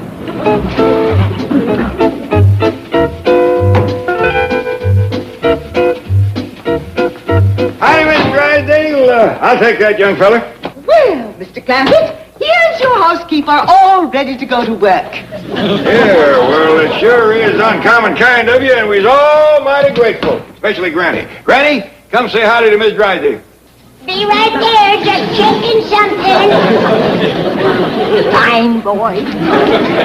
Congratulations, Granny. I see you're running for Possum Queen. Where'd you see that? Oh, the sign.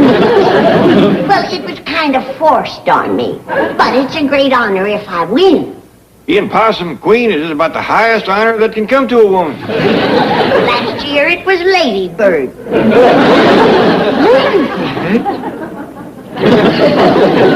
Lady Bird?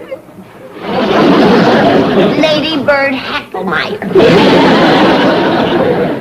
She's the one that always takes first prize with her doilies at the county fair. That one. You know another Lady Bird Hacklemeyer? No. Can I help you load up? Oh, no. We can take care of that. You'd best talk to Ellie Mae about taking care of her critters. Oh, yes. Yes. That's something I'm looking forward to, caring for all those darling little animals. Now, Duke, you're the oldest, so you'll be in charge while we's gone. Hiram, you're the biggest, so you'll be Duke's right-hand dog. Arnie, you keep your eye on all of them, because you're the smartest. And now remember, everybody, come Possum Day, Wendell is king.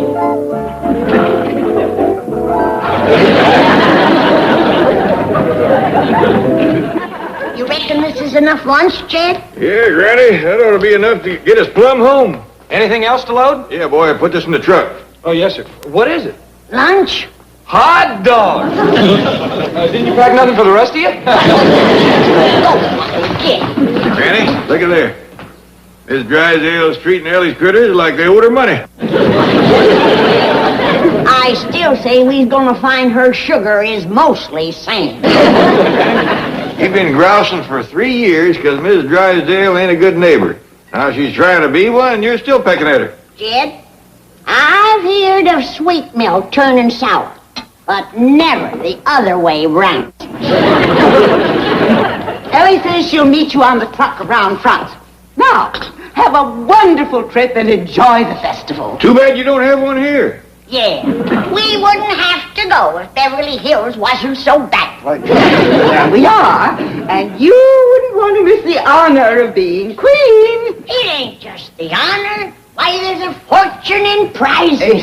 Starting with the weighing-in ceremony. First off, the queen gets her weight in possum. How exciting. That ain't all. Then comes the letting out ceremony. Possum Day, all the prisoners gets let out of jail. And from then on, it's just one big to-do after another. Mule shoeing contest? Blood wrestling and rock throwing? Crawdad eating contest?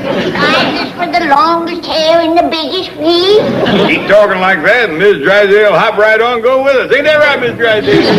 It is tempting, but my plans are all made to stay here and look after your house. Sure you won't mind all that work? Not at all. With Milburn out of town, it'll give me something to do. My dog is Miss Drysdale. You've turned into such a fine neighbor, it seems a shame to be leaving. Now, Jed, you got the next possum queen sitting here. That's right. Well, thank you, ma'am. Let her roll, Jethro. See you in a couple of weeks. Stay as long as you like.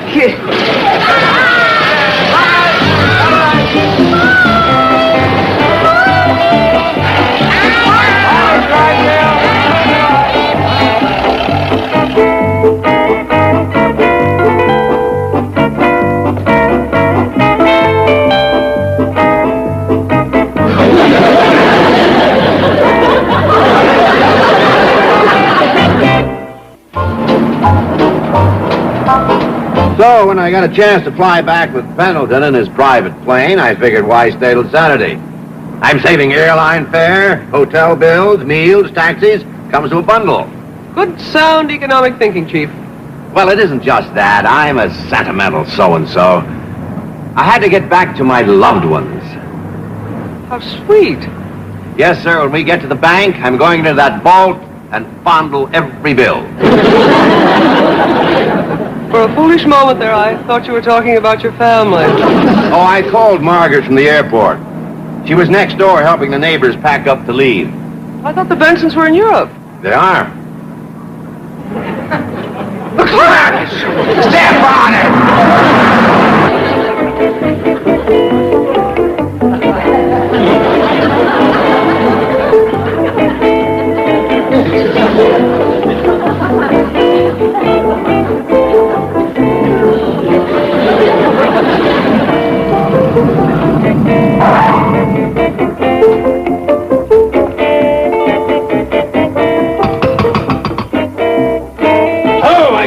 I couldn't trust that woman. Start collecting up these songs.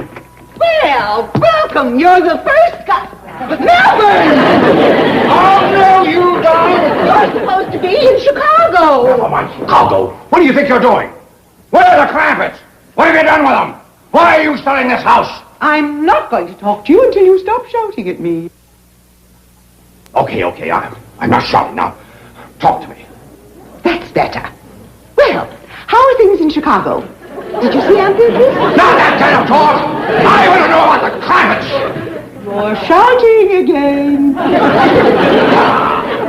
Chief, there's a truck here from the animal shelter. Your wife told them to pick up all of Ellie's pets. You what?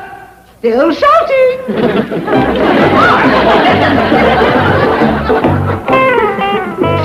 All right, Milburn, all right. I'll talk. Okay, let's have it. Where are the Clampetts? On their way back to the hills, and good riddance. Quick, Miss Hathaway, we've got to catch them. Wait! What about me? Yeah, mister, you got the key. Oh, yeah. Here. Drive her through the middle of town and let her out in front of her beauty shop.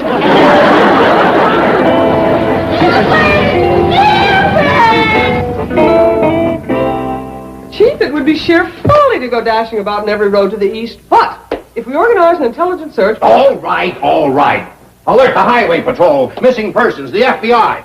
And I want roadblocks at the state line. And have a helicopter standing by for me on the roof. Hey, Mr. Drysdale. Be with you in a minute. And let's get some planes in the air. Have them fly over every... Oh, it's you. You're here. Wow. We just thought we'd come down and say goodbye to Miss Jane, but then we heard she was down at the airport fetching you, so we thought we'd wait and say goodbye. Excuse me, Mr. Drysdale, but you're cutting off my wind. It's just that I'm so glad to see you. Well, you've seen us, so goodbye. Bye, Miss Jane. Now, wait. Why are you going home? For the Possum Festival. You ain't forgot it's coming on for Possum Day, have you? Of course not. Well, you can celebrate it right here. We tried that last year. It ain't much fun when you're the only one celebrating. We drove all over town yelling, Happy Possum Day. Folks looked at us like we was hanging off our hinges. This year, we's going back home where they have a real festival. Bye. Wait! Well, I guess I'm going to have to tell you the big secret. Well, what is it? Beverly Hills is planning the biggest festival in the history of Possum Day. She! Oh, I know. It's supposed to be a surprise, but I can't let them go home and miss it. Well, tell us about it. Step in my office. Chief, I am certain that Beverly Hills Possum Festival cannot be nearly as good as the one they have back home. Oh, nonsense. She's just modest because she's in charge of the arrangements. Doggy, she is modest, ain't she? Miss Jane, you're gonna have to go some to beat that big blowout back in Sibley. He can do it. You gonna have a big parade? Gigantic, colossal. Crawdad eating contest. Of course. Jethro usually walks away with that. That and the big feet contest. How about rock slinging and mud wrestling? That's Ellie Mae's specialty. Well, you have Miss Hathaway's word. Her Possum Festival is going to be just like the one back home, only bigger and better. What do you say, Granny? I say let's go back home to Sibley. Why? 'Cause back there I got a good chance of being Possum Queen. You can be Possum Queen right here. I can't win an election in Beverly Hills. Oh, yes, you can. Right, Miss Hathaway? If I can put on the festival, she could win the election. Can you ride in a parade? Of course. Will lots of people see me like back home? More. Millions more. Millions? She'll be on television. Television? Me? Color television, coast to coast. Right, Miss Hathaway? Well, what do you say now, Granny? I say let's stay here and be on television. That's the spirit. Well, then it's settled. Now, we'll be running along. I reckon what with putting on a Possum Festival, Miss Jane has got a few loose ends to tie up. It'll be worth it. A thing like this could put Beverly Hills on the map. Look what it done for Sibley.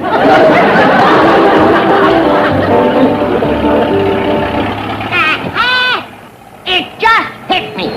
What hit you, Granny? Just drive the truck, boy. I'll find out what hit her. What hit you, Granny? Why Miss Drysdale turned so sweet on us. Why she offered to keep the house for us. Why did she, Granny? Drive the truck, boy. I'll find out why did she. Why did she, Granny? She wanted me out of town so she could be Possum Queen of Beverly Hills. You reckon so? Why, it's as plain as the nose on your face. I knew she was up to something. I told you we'd find sand in her sugar. The election ain't over. She ain't won yet. I'll stomp Beverly Hills from one end to the other. Sit down, Granny. So will Miss Drysdale, and she knows everybody and her dog. Just drive the truck, boy. I've got experience on my side. I've run for Possum Queen 47 times. Yeah, but Jane never won. It's true, Granny. Drive the truck, boy. Sit down, Granny. Drive the truck, boy.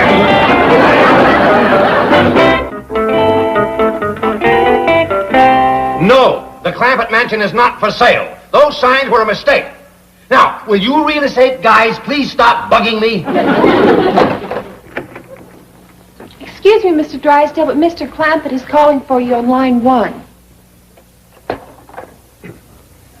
Beverly Hills Possum Festival headquarters. Oh, how's the festival coming along? Oh, beautifully, beautifully. Did Miss Hathaway get that parade permit? She isn't back from City Hall. Yes, everything's great. It couldn't be better. Well, that's just fine. Now, we've been having a little family go-around.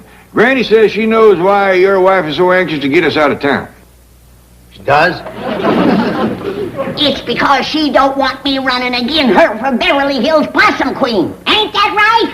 Yes, that's right. It was a dirty trick, and I'm going to see that she withdraws immediately and lets you win.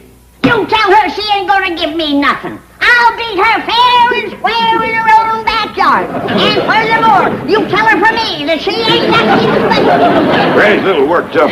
Nothing she likes better than a good scrap. So you tell your wife to put on her rip-snortingest campaign, and may the best woman be Possum Queen. Bye. Hello. Mr. Clampett. Hello. Oh, boy. Well, what do you want? Do we get Possum Day off?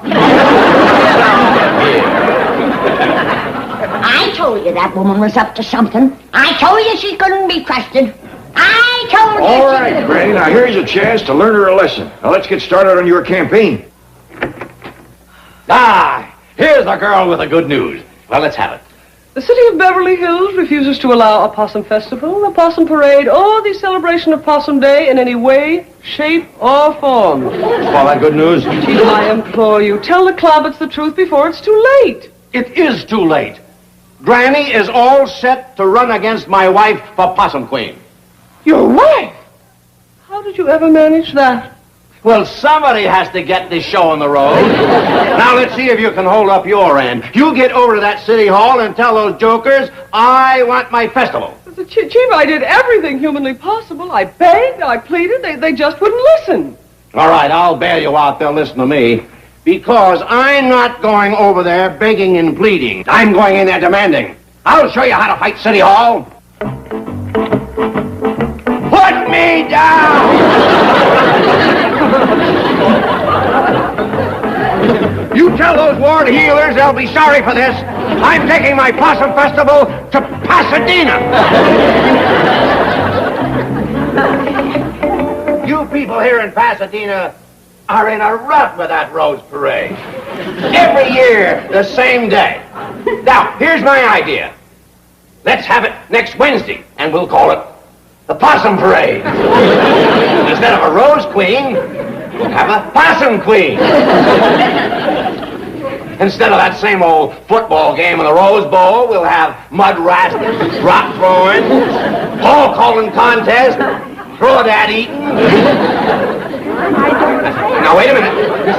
This could be a great thing for Pasadena. Please, it was just a suggestion. Please. Oh, hey, I forgot. Can Granny hold her voting rally out in the bank parking lot? Well, I suppose so. Well, thanks. Oh, come on down and see the campaign truck. It is a doozy.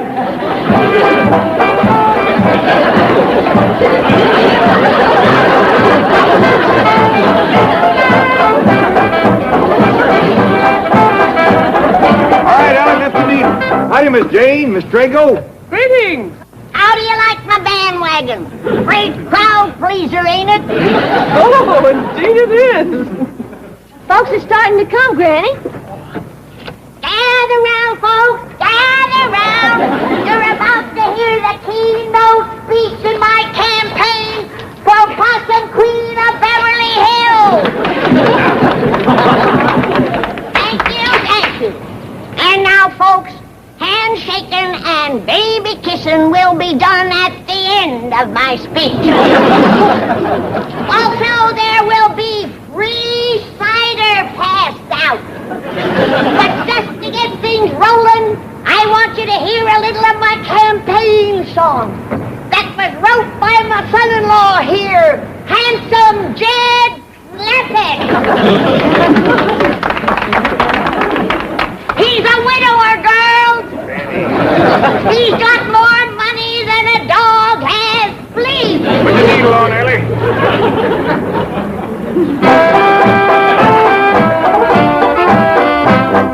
Here's your choice for Possum Queen. Granny. She don't ride no limousine.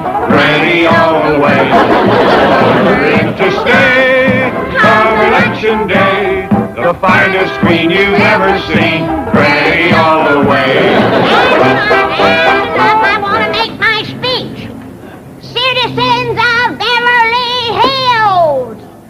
Citizens of Orange County, for years now, you people have been holding the same old Orange Festival with an Orange Queen, an Orange Parade. Who needs it? Let Florida have the oranges. We'll put on a Possum Festival and a Possum Queen and a Possum Parade. It'll be something. Now, folks, in conclusion, it's exactly 1 week to Possum Day. Who will be your queen?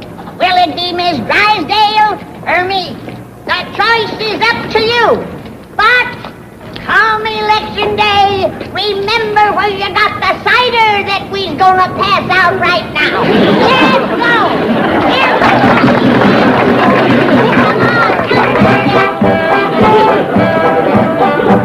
Miss Hathaway, is there really going to be a possum festival? That, my dear Marie. Go to Jinx and me. I ain't queen yet. Granny, you got this election in your pocket. Miss Drysdale ain't even putting up a scrap. That's what's got me wondering what she's up to. Do you reckon that she's gonna pull out of the race? That ain't likely. Miss Drysdale sets a great store by being a society leader of Beverly Hills. You know she ain't gonna turn down a chance to be Possum Queen. It's true. But then why is she laying back? In politics, you never know. Kid, do you think she's planning to come out at the last minute with a smear campaign? Ain't nothing she can dig up against you. Is there? Kid, the road of life is long and rocky. And when you've walked as many miles as I have, you're likely to stumble a time or two. Well, I reckon your slate's as clean as any. Penny, Jeff Rodney's got some more election posters ready for you. Well, give them to my campaign manager here. I can't stand it no longer. I gotta peek through the hedge and see what Miss Drysdale's up to. She ain't up to nothing. We could have told her that. Well, let me see the posters. Maybe we can stir up something. Granny the Possum's Choice. Vote the Granny ticket. Granny will cut taxes. Granny will cut taxes? Yes, sir. That's a real popular campaign promise. Everybody from mayor to president makes that one. Yeah, but Granny ain't. Well, I reckon she can keep it about as good as the others have. Got some more too, Paul. Where do you want them? I want them where Mrs. Drysdale is sure to see them. Wednesday is Possum Day, and there still ain't no sign of her campaign. Ain't no sign of Possum Day, neither. What do you mean? Well, Ellie and me's been all over Beverly Hills. Don't look like they's getting ready for no festival. Parade or nothing. We've ought to gone back home like we started to. Yeah, instead of letting Mr. Drysdale talk us out of it. Yeah, we could have... Now, young'uns. Mr. Drysdale promised us a bigger do than the one back home. And he is a man of his word. Chief, why did you lie to them? I did not lie. But you promised them the Beverly Hills would put on a fabulous Possum Festival. No, I did not. I promised them you would put it on. Now it's up to you to see that I keep my word. But there's nothing I can do without the official approval of the city. You've already been turned down by Pasadena, Santa Ana, Azusa, Cucamonga. All right. Chief, I implore you, before it's too late, let's put the Clampetts on a plane for home. Oh. It's the only place in the civilized world where Possum Day is celebrated. Well, I'm going to change that. There must be plenty of communities around here that would jump at that opportunity. Now, let's see. Here's one right on the coast. Possum Beach. That's Pismo Beach. Oh, it is. Well, maybe they'll change it. Granny'd like that. And that's another thing. Granny thinks she's running for Possum Queen against your wife. So? So your wife doesn't even know about it. And Granny keeps wondering when she's going to start her campaign. She's going to start her campaign this morning. She is? Yes. She doesn't know it, but she is.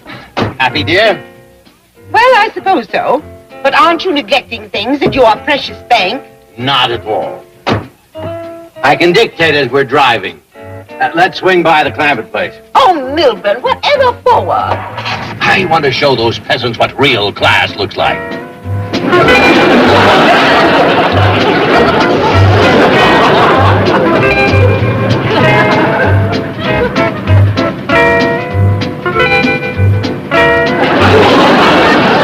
How long are we supposed to wait out here? Oh, Mr. Drysdale said was to go out front. There was something coming by we ought to see. Well, he better hurry. Yonder comes the limousine.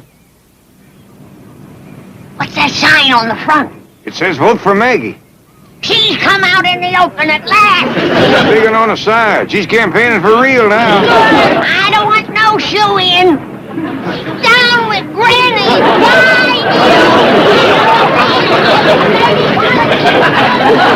Disgusting exhibition. What's that, dear? Granny is running behind. She probably thinks she can beat you to the corner. Beat me? In a limousine? Oh, how utterly absurd. Let us circle the block. She'll follow us clear into town. It is a disgrace to Beverly Hills. She and her entire family should be run out of town. Did you notice that sign on the front of the mansion? Granny for Possum Queen? What a revolting idea. Keep talking, dear. Why doesn't that stupid woman give up? Come back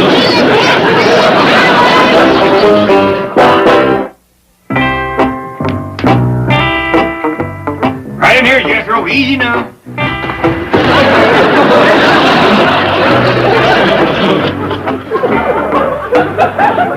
Hey, she is really bushed. She was holding her own the first 2 or 3 miles. I think she'd have caught the car if she hadn't a trip. I reckon you best tote her right on up to her room.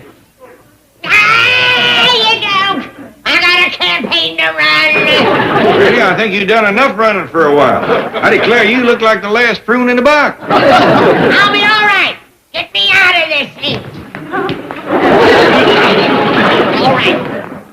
I'm all right. And now that Miss Drysdale has showed her hand, we got to swing into action. Ellie, you go and put on a pretty dress and commence passing my vote getters around house to house. Yes, Granny. Vote getters? Yes, Jed, it's a gift package. A little sample of my lye soap, some candied crawdads, a couple of molasses cookies, and for them voters that's on the fence, a little snort of my friendly persuader. That ought to knock him off the fence. I never could afford a campaign like this when I was running for queen back home. I know. Politics is a rich man's game. True. Jethro, you get busy and start making me some signs mean-mouthing Miss Drysdale. How far you want to go, Granny? Call her anything you can think of. Remember what William Jennings Bryan said? Fight hard, but fight clean. Well, you ain't fighting clean, Granny. Of course I ain't. William Jennings Bryan was a loser. Granny is running behind. Well, she probably thinks she can beat you to the corner. Beat me? In a limousine? How utterly absurd. Let us circle the block. She'll follow us clear into town. That little woman is a disgrace to Beverly Hills. She and her entire family should be run out of town. I told you I'd get Margaret's campaign going. Call the radio station and buy some time. For this? Well, with a little editing and the proper questions, this can make a very explosive interview. It might even get Margaret elected Possum Queen. You are a victim of self-hypnosis. There is not going to be a Possum Queen or a Possum Festival or a Possum Parade or a Possum anything. You haven't taken care of those details. All right. Don't get hysterical. I'll pull this out of the fire for you. When I get through at the radio station, I'll pick out the spot for the celebration. Let's see. Seal Beach, Costa Mesa, Dana Point, San Clemente. Oh, I'm going to make one of these little communities world famous as the home of the International Possum Festival. Granny, how's this for a mean-mouthed sign? Well, that's the right idea, but it could be a mite stronger. Oh, look at this side.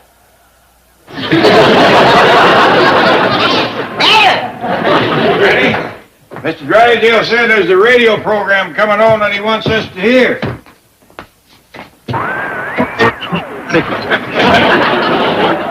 Right here's where it's coming on. This is KBH, the voice of Beverly Hills. The following is a paid political announcement by the Margaret Drysdale for Possum Queen Committee. Mrs. Drysdale, how do you think the campaign is going? Granny is running behind. Think she has a chance to beat you? Beat me? How utterly absurd. How do you feel about your opponent personally? That little woman is a disgrace to Beverly Hills. She and her entire family should be run out of town. My doggy, that's hitting low. I'm sure those words are spoken only in the heat of a political battle. When the election is over, you'll probably be good friends. What a revolting idea. Well, thank you, Mrs. Drysdale. Why doesn't that stupid woman give up? Thank you, Mrs. Drysdale. Disgusting exhibition. Thank you, Mrs. Drysdale. We now return you to our regularly scheduled program. Now, Granny, don't cut loose in front of the young'uns. Go in the pantry first and let off some steam.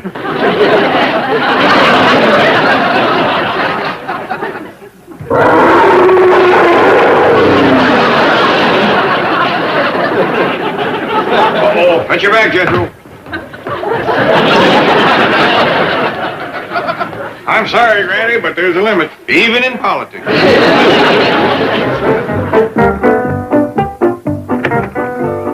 Are you sure my husband said he wanted to go for another drive? Yes, madam. We're to pick him up in town. Well, I'm glad he's finally realized what a great social asset I am to him. Yes, madam.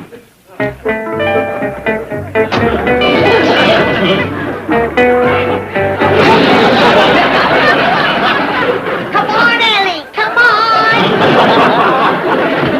Just wanted to make sure I had all the vote getters. All right, get up here in the back, honey, so you can hand them out. Yes, Duke! Go around the neighborhood now and give everybody a look.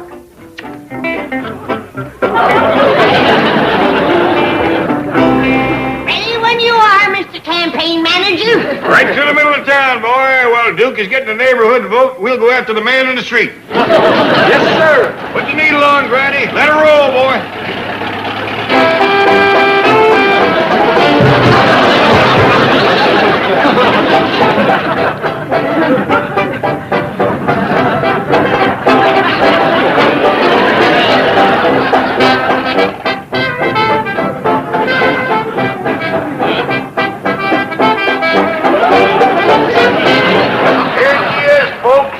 Possum Queen of Beverly Hills. Now remember to vote for Granny. You call that campaigning? Give me that thing. Margaret Drysdale ain't nothing but a studio bag of wind. Anybody that'd vote for her would suck eggs.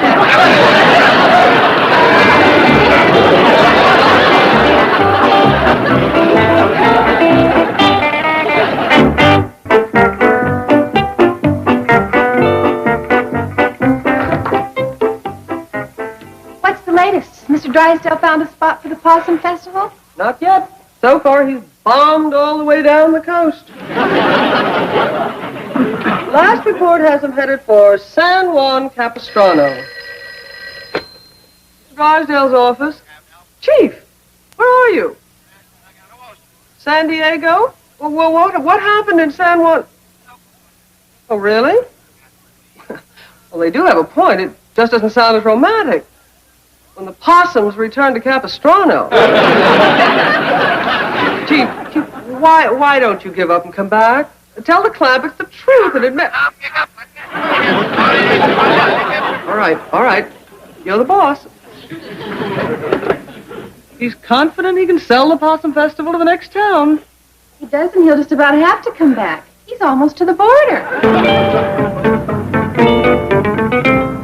Perkins, this is getting ridiculous. We've covered every foot of Beverly Hills 3 times. I'm sorry, madam, but I just can't remember the corner where Mr. Drysdale said he would meet us. Probably back at the bank by now. Take me there immediately. People are beginning to stare and point and even laugh.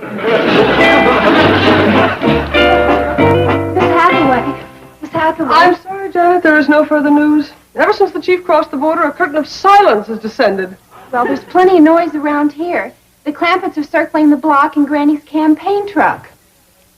They're announcing a big political rally in the bank parking lot. Oh, dear. Well, let's get down there and see what we can do. Gather around, folks.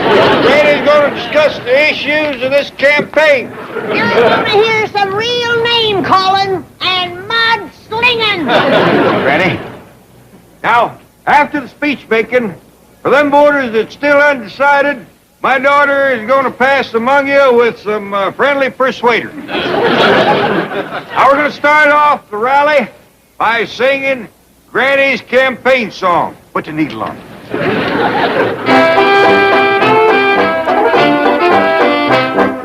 Here's your choice for Possum Queen, Granny, Granny. She don't ride no limousine, Granny all the way. Vote her into Hey, lady, what's this all about? Probably one of those hidden camera shows.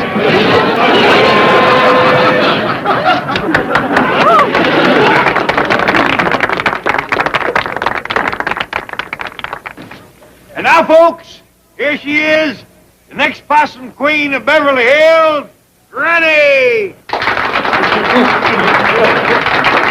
Fellow citizens, I'm gonna tell you about the woman that's running against me in this election. She has the brain of a chicken, the disposition of an alligator, and the figure of an overstuffed silo. Folks, what the candidate is hinting at, well, as you know, the Queen gets her weight in possums.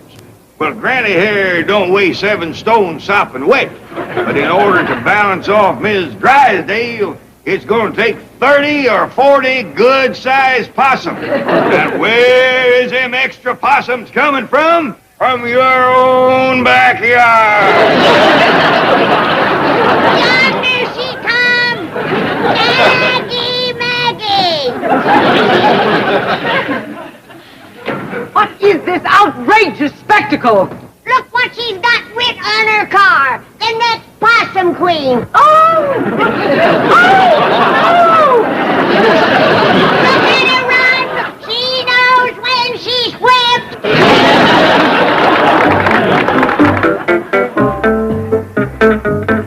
Morning, Miss Hathaway.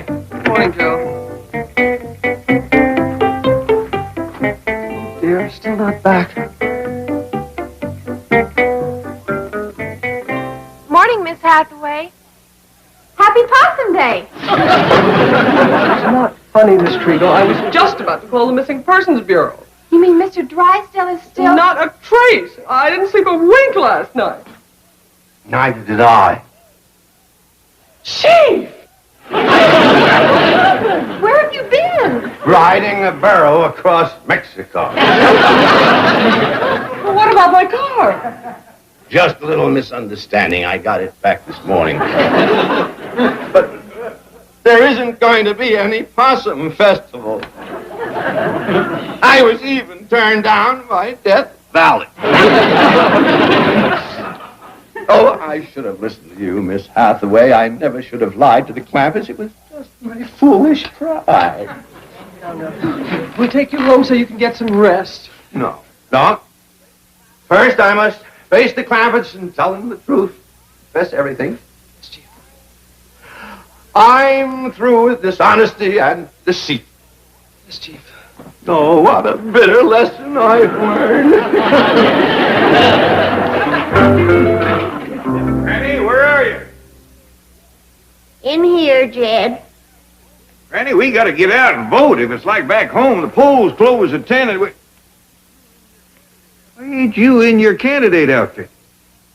'Cause I ain't a candidate, Jed. I'm withdrawing in favor of Miss Drysdale. You're what?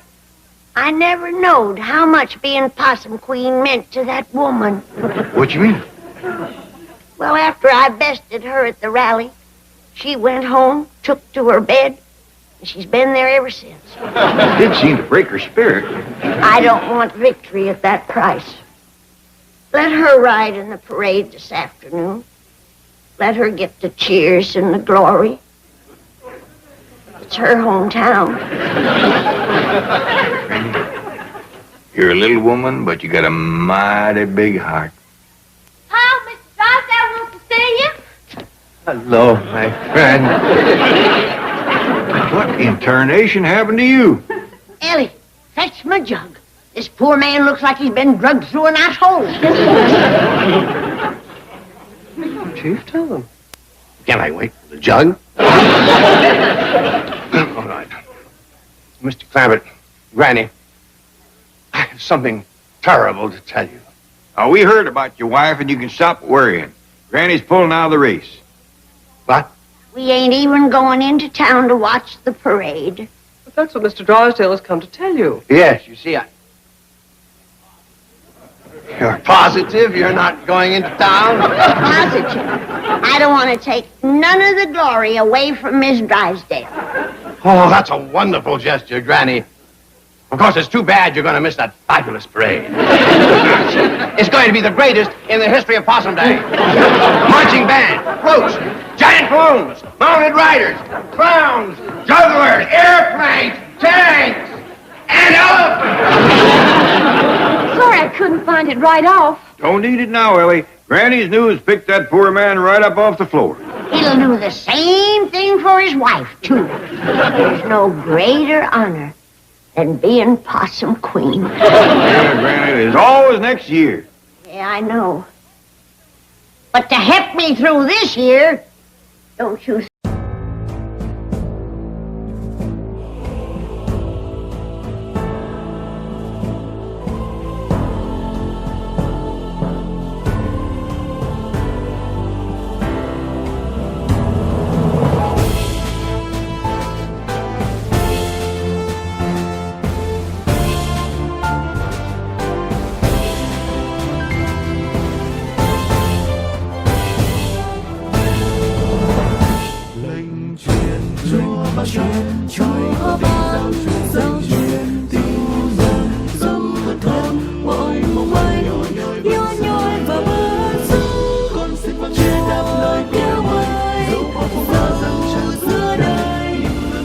Let's face it, football just isn't football on a 3-inch screen, especially those round ones. There's my date. Listen now, maybe I could drop over a little later, huh? Well, okay. The television's in what they call the parlor. Who's this fella coming to court Ellie? Well, Ellie ain't using the parlor tonight, Granny. It's Jethro. Jethro? Yeah, he's bringing his sweetie over. Well, why don't they sit in her parlor? Well, probably because she ain't got one. She's Miss Drysdale's new maid. I'll take these back to the kitchen. When there's victuals around, Jethro will forget all about the girl. Not this girl, Granny. I heard tell she's mighty pretty, and Jethro is head over heels falling down glassy-eyed in love with her. Heaven help us. When that boy's around a pretty girl, he plumb loses what little sense he's got. Does seem to rattle him a mite.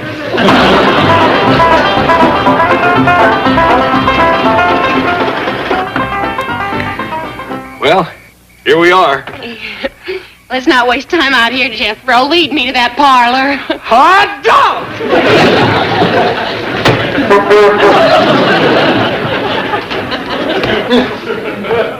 Excuse us. We'd like to be alone.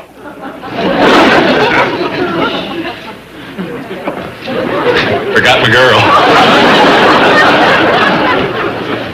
See what I mean? He just ain't to be believed. Easy now, easy. Don't drag her. It's all right. I'm in a bigger hurry than he is. Let's sit here, shall we? Okay. Oh, would you dim the lights first? Yes, ma'am. Then hurry, Jethro. I will. It's almost time for the game. What game is that? Post office or spin the bottle? Rams and Packers. Well, I don't know much about that one, but if it's got kissing in it, I'll learn it. It's football, Jethro.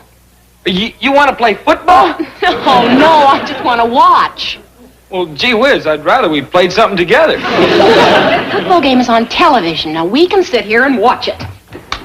Watch television? Yes.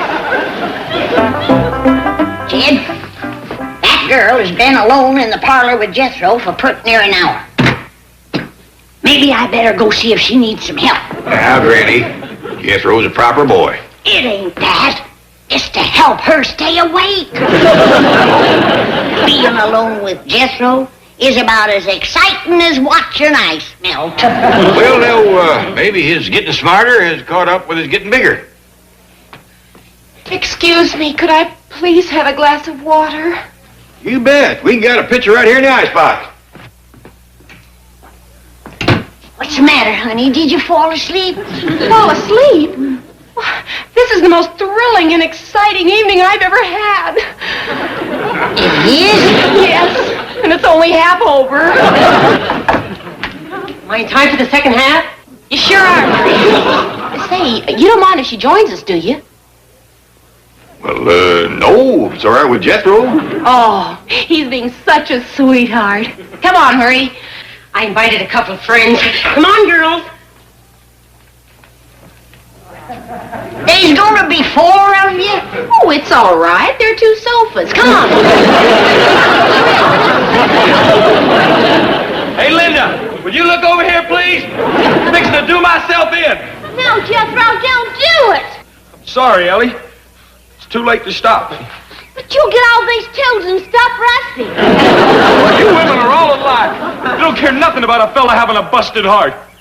Hand me that paper over yonder. I'm going to cut you out of my will. What'd you leave me? My 4-bladed pocket knife. Hey, wait a minute. Come back here. Doggone women, anyhow. Hey, Linda, are you going to watch me or ain't you? I've been hollering, boy. Granny wants you to come in and eat now. What in the blue blazes? Done at my last meal, Uncle Jed. I'm just getting ready to push all this stuff into the cement pond. What for? I aim to break Linda's heart like she broke mine. This stuff belong to her? No, sir, it belongs to you and Granny. Well, then I don't believe I'd be shoving it in the pond. You don't understand. I'm going to that big courting parlor in the sky. You get this stuff rusty and you're going to that little woodshed out back. Besides, with these ropes tied on, you're going to get pulled in yourself. That's the whole idea. I got nothing to live for. You had 4 women fighting to get in the parlor with you last night and you got nothing to live for? All they wanted to do was watch the football game on television. Linda, too? She was the worst of all. She acted like I wasn't even there. She'll change her tune when I drown myself. Boy, I can hardly wait. She'll come tearing through that hedge, wailing and bellowing, throw herself on my lifeless body, smother me with kisses, beg me to love her. Boy, am I going to enjoy that. Here I go, Linda! Jethro. Yeah, Uncle Jed, what? How you going to enjoy anything when you're drowned?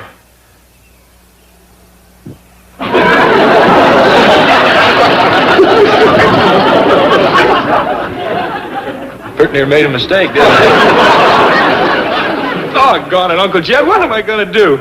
I'm crazy mad in love with Linda, and all she cares about is football players. Well, then be one. I'll tell you what, Jethro. You get the uniforms, and I'll call Mr. Drysdale. Between him and Miss Jane, they know just about everything. You reckon that'll get Linda to like me? Well, I'd say it's got a better chance than sitting on the bottom of the pond hitched up to a half a ton of scrap iron.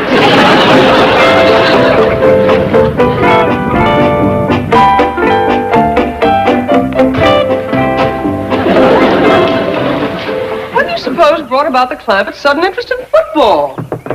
Who cares? It's a wonderful game and something they can't get back in the hills. Now, we've got to turn them into real fans. These are excellent books on the subject. Forget it. They've got to have someone who's played the game to explain football. I didn't realize. Where did you play? Michigan, Minnesota. What? Yep. There was a vacant lot in the corner of Michigan and Minnesota. Well,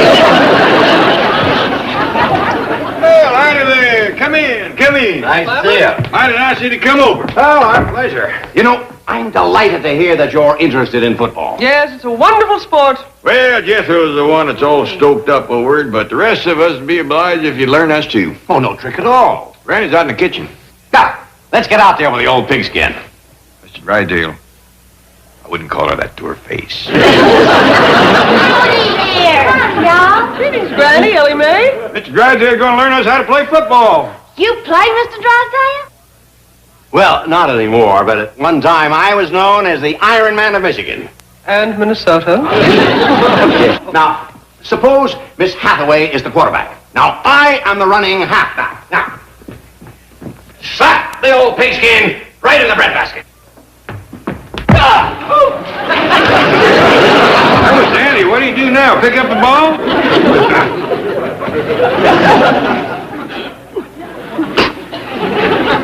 Your sacroiliac again? Yes. Get Get me home quick before Granny tries to doctor me. Heard you back, Mr. Drysdale? No, I walk this way to keep the rain out of my face. Mr. Drysdale. What? Do you like ice hockey? I love it, but I don't feel like playing right now. But, sir. What? There's a marvelous hockey game on television tonight. Colored television. So? So, I thought maybe you'd like to have a color set. They're dirt cheap right now. They make them in a 3-inch screen? No, but you can get a 21-inch for $400. $400? Oh! That fixed my back. Saved me a doctor bill. How about that color set? Do you really want one? Yes. Okay. You go right ahead and order one. Oh, Mr. Drysdale, I don't know how I'll ever repay you. $10 a week. 27, 63, 49, 27, 23, 38, 39, 42. Jethro! Yeah, Jeff, what? You have to do all that ciphering? I ain't ciphering. I'm calling signals. When I'm done, you hand me the ball. Here, you're done. You don't hand it to me like that. You pass it to me twixt your legs, like I showed you. Oh, I believe I'll skip that. This get-up is kind of binding on me as it is. Every time I lean over, my hat falls off. It's your hat, Uncle Jed. It's your helmet. Now, come on, let's try it again. Well, here comes the rest of the team. Let's wait for them.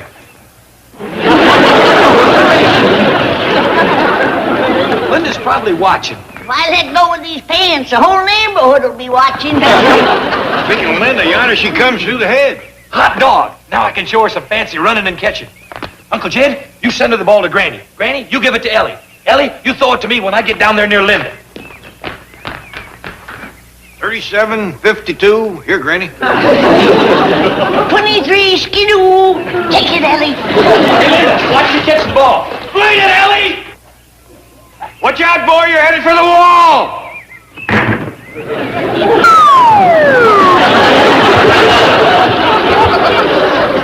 Jethro, are you all right? Huh?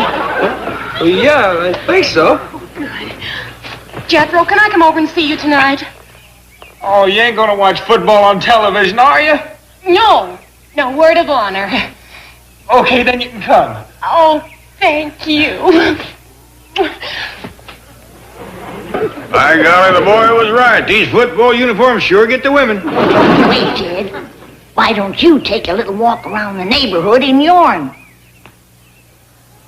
Well, I'll be making fudge and popcorn anyway.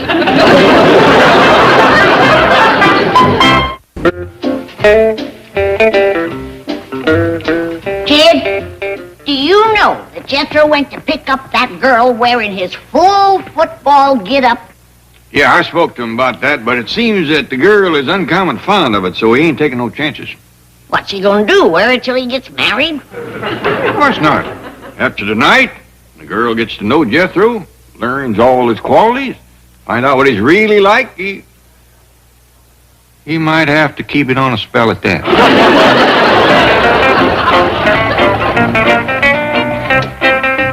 Well, here we are again. Yes. Like me in my uniform, huh? Oh, yes, Jethro. You're really something. Thank you. Before we go in the house, want to take a stroll out there on the front lawn? What have you got in mind? Well, the moon is nice and bright. You can throw me some passes. Oh, well, that's real tempting, Jethro, but let's go right into the parlor. Well, I can't show you much fancy football catching in there. Jethro, like I told you before, I'm not interested in football tonight. Awful sorry. But this won't need this anyhow. No, not tonight.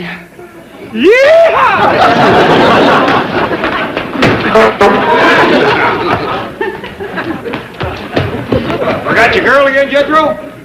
No, sir, Uncle Jed. I'm going to show Linda my fancy footwork. Hey, Linda, watch this.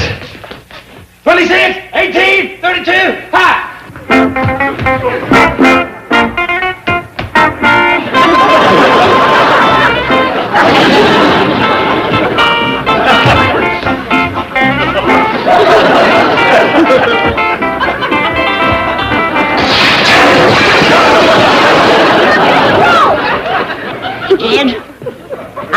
care what Miss Drysdale says.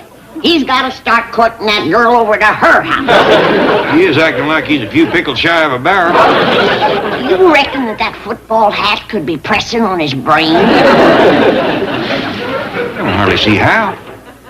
Even that city girl's gonna drop him if he don't get them squirrels out of his attic. Couldn't stop and went through the window. But I didn't hurt myself, though. Isn't he marvelous? Come on, Jethro, let's get into that parlor.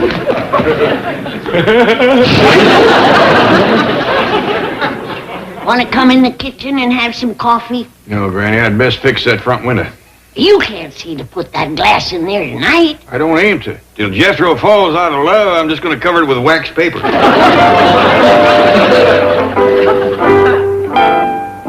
Jethro, Granny says to come to breakfast. Don't bother me, Ellie. But you ain't fixing to drown yourself again. Yes, I am. I'd appreciate it if you go over next door and make sure Linda's watching. Okay. Hey, wait a minute. I didn't leave that stuff to you. Then I ain't telling Linda to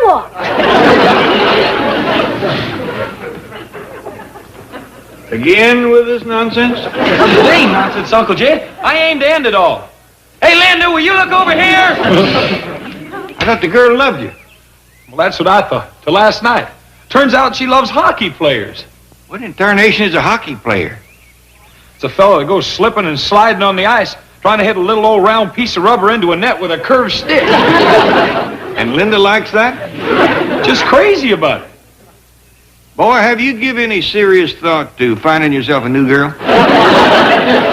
No, sir, Uncle Jed. Linda's the only girl I could ever love. Jethro. And if I can't have her, ain't nobody gonna get her. Jethro. Yes, sir, Uncle Jed, what? How is drowning yourself going to keep somebody else from getting there?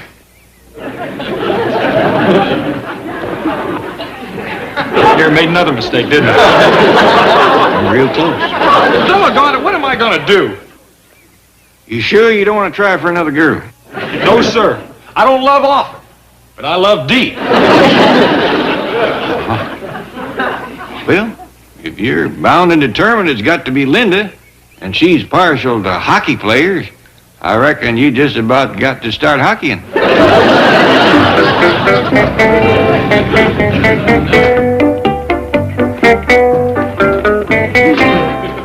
What do you suppose switched the Clampetts from football to ice hockey?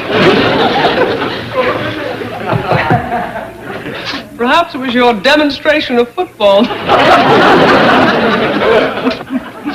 You know, this puck would just about fit in your mouth. Oh, howdy, folks. Come in, come in. I hate to keep bothering you this way. Not at all. Hockey's a fine sport. You'll like it. Well, it's for Jethro again. He's got himself a uniform. Now he needs to learn the game. Forget it, Uncle Jed. What do you mean, forget it? You want the girl to love you, don't you? Not if I have to wear this. But she could hug and kiss me like crazy, and I'd never even know it. Getting sparked in these kind of clothes. But what girl is Jethro referring to? Oh, a pretty little thing named Linda, Miss Drysdale's new maid. What's that about my new maid? Jethro is enamored of her. Oh, no, ma'am. He likes her a heap. It's her that don't care shucks about him. Really? Well, I have a feeling that's going to change. And then he said if I'd be nice to Jethro, he'd get a 25-inch color set and throw that antique with a 3-inch screen away. Thank goodness.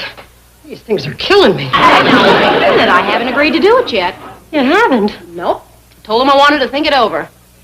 Here, put these on while you're thinking. I'll do it, I'll do it. Here, Uncle Jed. What's that? This here's a combination suicide note, last will and testament, and shopping list. Granny wanted me to go to the market, but I got to do myself in while it's still light enough for Linda to see me. I'll come back here. It's no use, Uncle Jed. There's just no pleasing that girl. One night it's a football player, the next night it's a hockey player. Tonight, who knows? Now, wait a minute. Must have been something she liked about both of them. Think for a minute. Wasn't there anything they'd done alike? Yeah. They both done what you call commercials. Long shot with a limb in the way, but it beats breathing pond water.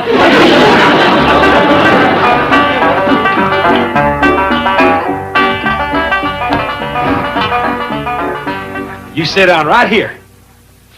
I'm gonna dim the lights. Are we going to watch television? No, ma'am. Well, what have you got in mind? You'll see. Are you ready? I think so. Watch this.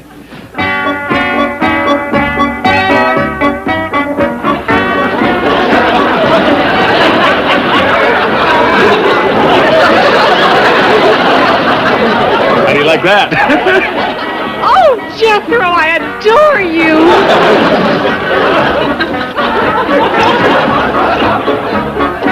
Jed, what's he doing? You wouldn't believe me if I told you. But it's working. There. It was wonderful. I'll do it again.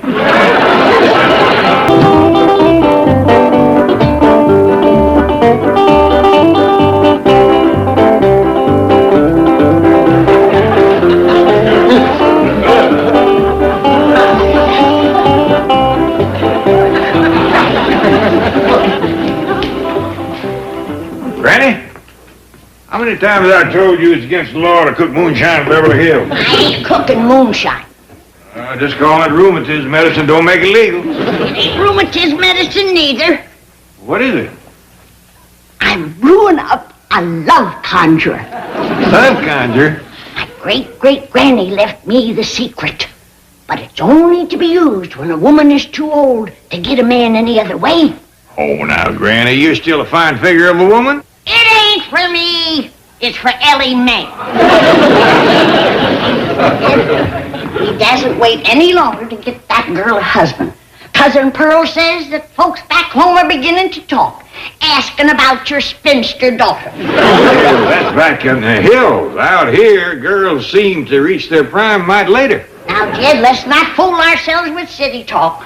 You know and I know that prime is 14. Anything over that, and you're sliding downhill. Morning, Granny. Want to come for a swim? Not me, honey. I got a cooking to do. What's cooking?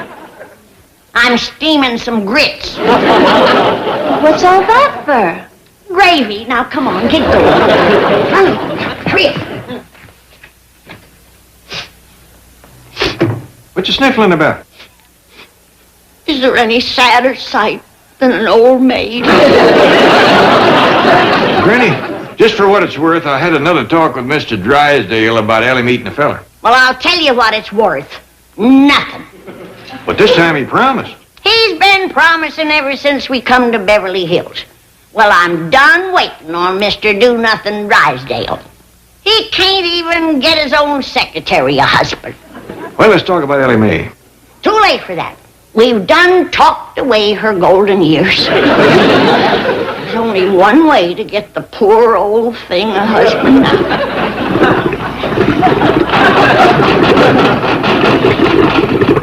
And here it comes, Jed.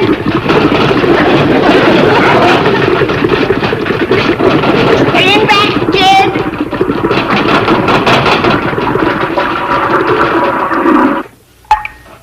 Perfect batch.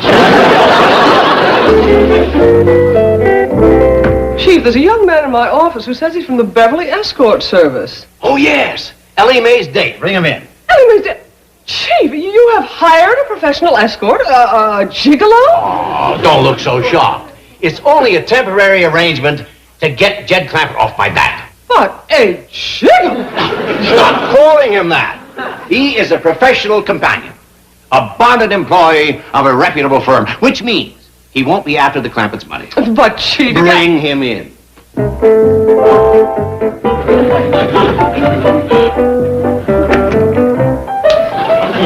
Thank you. I'm Melvin Drysdale. Mr. Drysdale. This is Miss Hathaway. I presume you know why you're here. Yes, indeed, and the pleasure's all mine. She's a very attractive young lady. Well, I'm terribly sorry. And well you might be. Just a moment, Miss Hathaway. I need you to witness this agreement with Mr. Peters. Must I? You must. As you know, this agreement calls for your exclusive services as an escort to Ellie Mae Clampett. You are to fill her days with fun and her evenings with excitement. Are you a good dancer? Well, I'm told I am, yes. Well, suppose we let Miss Hathaway judge. Must I? You must.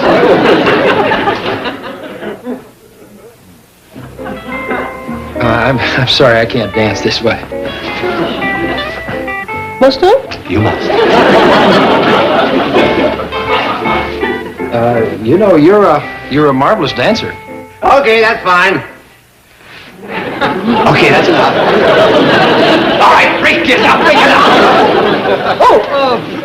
Chief, I would say his dancing is quite adequate. Yes, thank you. Now, I assume you know how to play tennis and golf and ride horseback and all that? Yes, I do. Perhaps I should take the rest of the day off and then to check him out on these... Now then, you'll proceed to the Clampett home, where you will put Plan A into operation. Plan A? Yes, a course of action so brilliantly conceived, so carefully thought out, so absolutely foolproof that the Clampetts will never suspect that you're a paid escort. That sounds great. I'd like to hear about it. And you will, as soon as Miss Hathaway comes up with it. Don't worry. If anything happens to your Plan A, I'll be ready with my Plan B. What's that? You're both fired. This is a fine mess of all the outrageous... Calmly. Adversity bars its sharpest sting from our impatience. You're quoting Bishop Horn. Mm-hmm. He's the subject of my dissertation. You're studying for a doctorate? Literature, UCLA. But this odious occupation. Well, it pays good. The hours are my own. And I meet the most fascinating people. And I am part of all I have met. Tennyson. Would you care to discuss Plan A over a cup of coffee? Discourse, the sweeter banquet of the mind. Homer?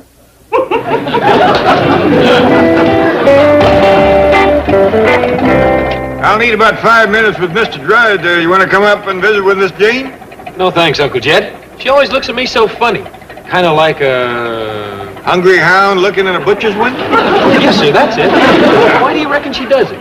Probably admires your brain. Yeah. Drive around and pick me up. Yes, sir.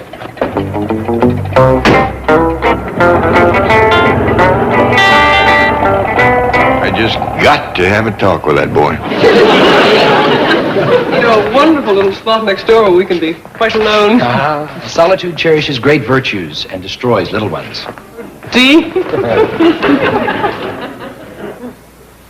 My doggy's granny don't have to conjure no fella for her. Yes? Hello, Chief. Jane here. Jane, where? Where are you? In the coffee shop next door. I'm afraid we still haven't come up with Plan A. Well, you come up with Plan A or I'm coming down with Plan B. Chief, we need time to invent a convincing story.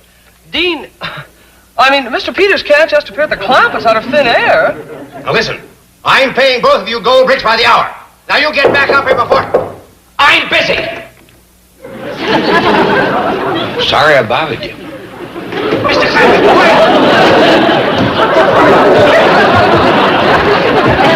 I didn't know it was you. Well, I sat out here for a spell, but your door was closed and I... Well, it's open now. Come in. But if you're busy, not at all. Hey, Mr. Drysdale, you're ripping my good coat. I'm sorry. I'm sorry. Oh, here, take mine. Oh, I just want to talk to you for a minute about getting a fella for Ellie Mae. Oh, yes. Well, I've been working on that. In fact, I've got something cooking. Well, so is Granny, but I'm afraid what she's got cooking is liable to blow her and the windows plumb out of the kitchen. Well, she is brewing up what you call a love conjure. A love conjure? Yeah, I don't hold much store with it myself, but Granny thinks that she can conjure up a fella right out of thin air. Now, wait a minute, maybe she can. You believe in such thing? Well, not as a rule, but there's a certain magic in the air today. Now, you go back home and... No, wait, not yet. closet. What? Those are orders. I don't want to go in the closet. What? Cause not to reason why. I'm sorry, Mr. Clampett. I was looking for a needle and thread to fix your coat. Well, never mind about that, but I'd appreciate it if you keep looking for a fella. I have a feeling that Granny's conjure is going to get action this time. Oh, it's got action before. I remember one time back home, it brought every fella within 5 miles of running. Really? Yep, she set the cabin on fire. Mr. Drysdale, that ain't very funny. Of course not. I'm very sorry. But Ellie Mae will get a fellow. I guarantee it. In writing. Thank you. Goodbye.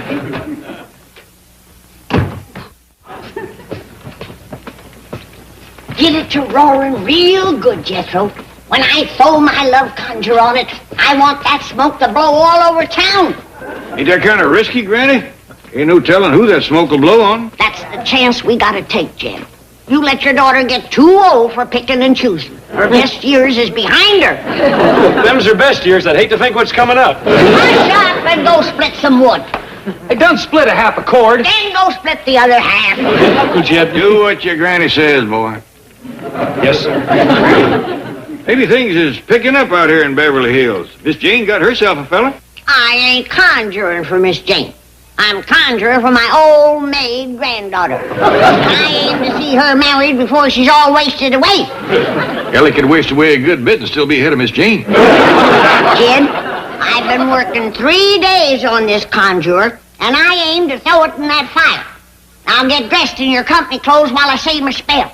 I think I'll wheel you down. I might have to do some firefighting. Magic powder, magic brew, in the fire and up the flue.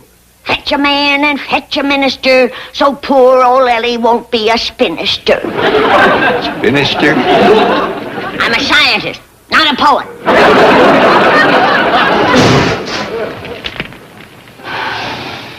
That always takes a lot out of me.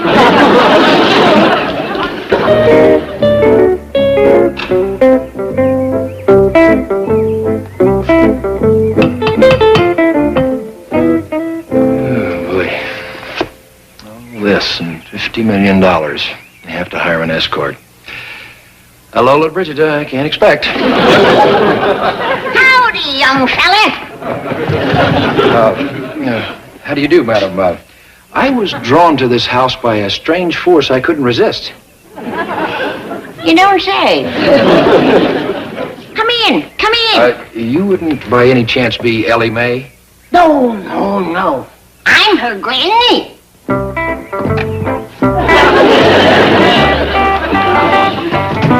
Nice. Very nice. Ain't science wonderful? Beg your pardon? Oh, nothing. Now, before I let you meet my granddaughter, I gotta know all about you. Well, my name is Dean Peters. That's enough. Ellie Mae! There's a fella down here to meet you. Leave your dolls and come on down. Did you say dolls? Yes, she's a sweet young thing. Right in her prime.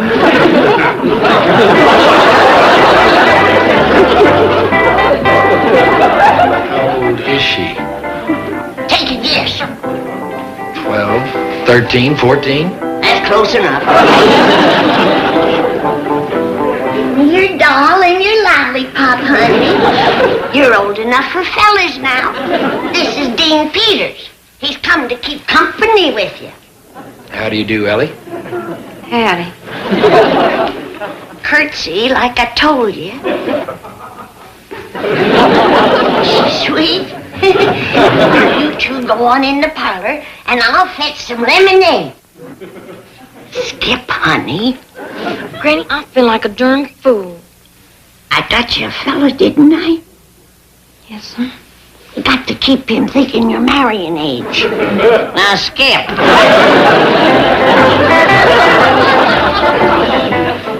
Right in her prime. Now, go get acquainted.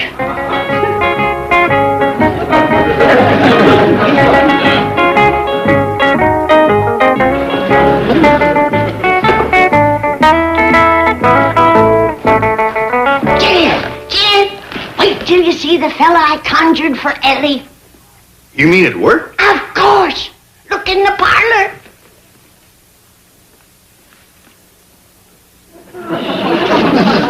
Who's that little girl? That's your daughter.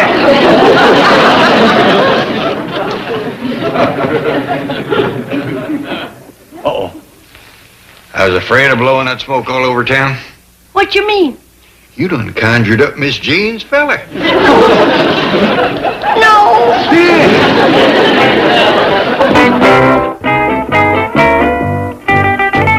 Chief, Mr. Peters is calling from the Clampett house. He seems quite distressed. If anything's gone wrong, you're going up there and sign a written confession. I have nothing to confess. I'll write it, you sign it. Hello? Mr. Drysdale, you don't need an escort for Ellie Mae. You need a babysitter. All she wants to do is toast marshmallows and skip rope. I don't care if she wants to play jacks. Oh, really? Who won? Now, you listen to me, young fella. I ain't paying you to entertain that girl, and that's what you're going to do if you have to play hide and seek. Oh, really? Well, hang up before she finds you.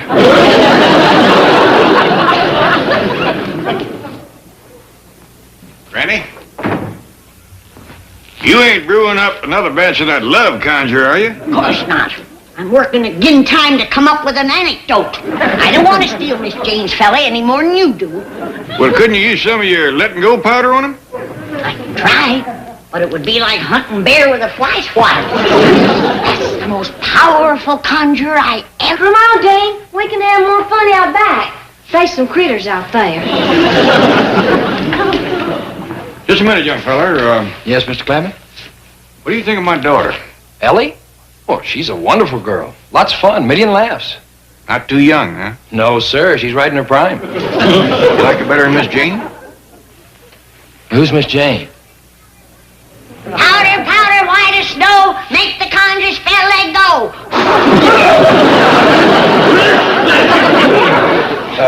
What game is that? That ain't no game. How you feel about my daughter now?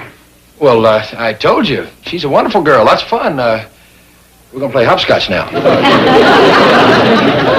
Granny, you're right. Like hunting bear with a fly swatter. Our only hope is brewing in that pot.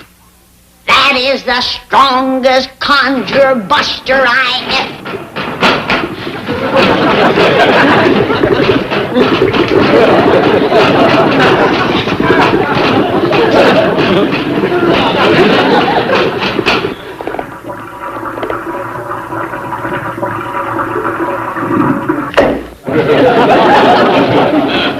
I'm sorry, Jed.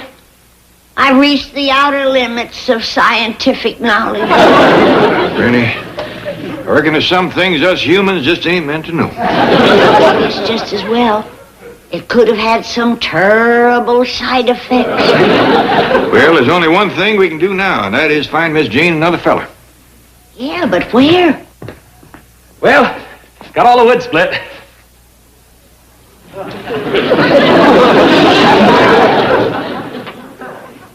Jethro! Howdy, sweetheart. I love you. What? Prettier than these flowers and sweeter than this candy.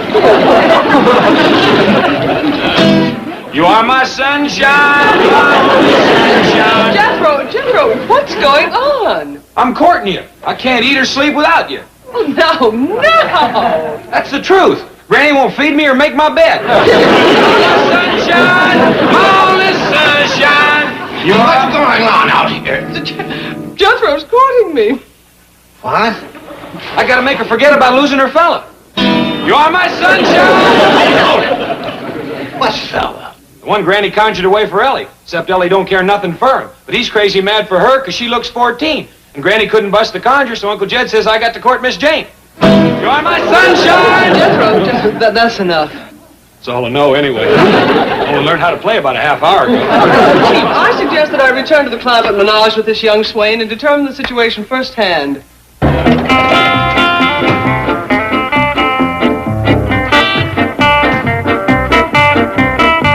Hey! Oh, Miss Jane, did Jethro heal your broke heart? Well, I done my best, Granny. Well, don't worry. I'm going to fix everything. Come upstairs and take your clothes off. All of them? Not you. Get to the kitchen. Where's Mr. Peters? He's in the parlor, dead to the world. Ellie beat him 40 straight games of hopscotch. Hopscotch? Go upstairs. Ellie will show you what to do. Mr. Drysdale, I can't take any more. I got to get out of here. All right, you don't have to pay me. I'll pay you. Mr. Peters! Oh, so you woke up, did you? Yes, ma'am. No more hopscotch, please. Oh, no. Nothing like that. Son, brace yourself for a shock. Another one? This is gonna hurt, but then will come something good to make you forget. Come in, Ellie!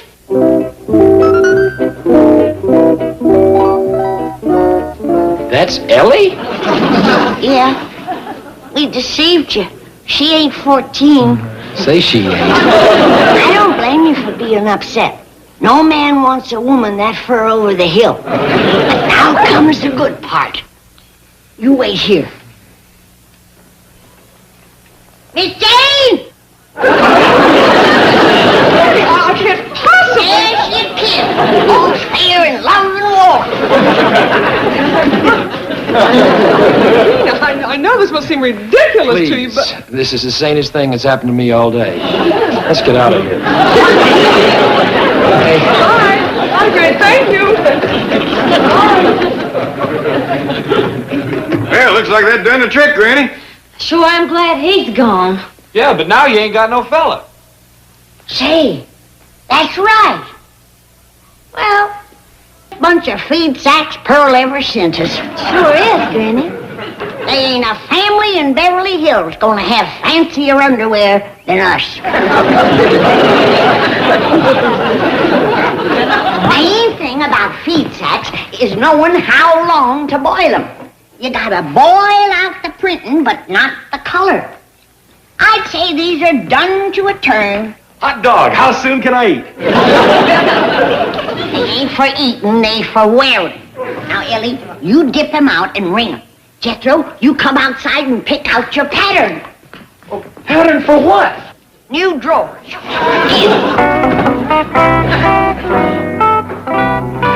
Ellie Mae, where's Granny? Oh, she's out back hanging up clothes, pal. My doggers, I'm pleased to see you taking an interest in kitchen work. Well, thank you, pal. Excuse me.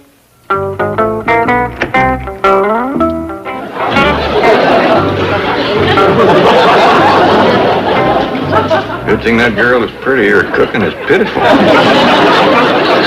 Ellie, I kind of favored these barley sacks for you and me. It's a pretty piece, and the goods has a real expensive feel to it.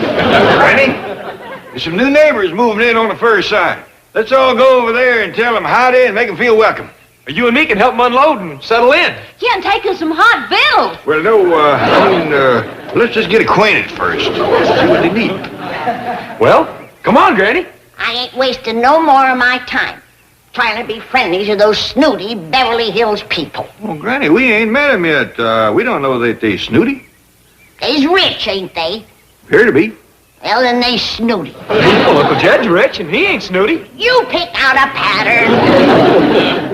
Granny, I don't hardly think that it's right for us to judge a woman without... A woman?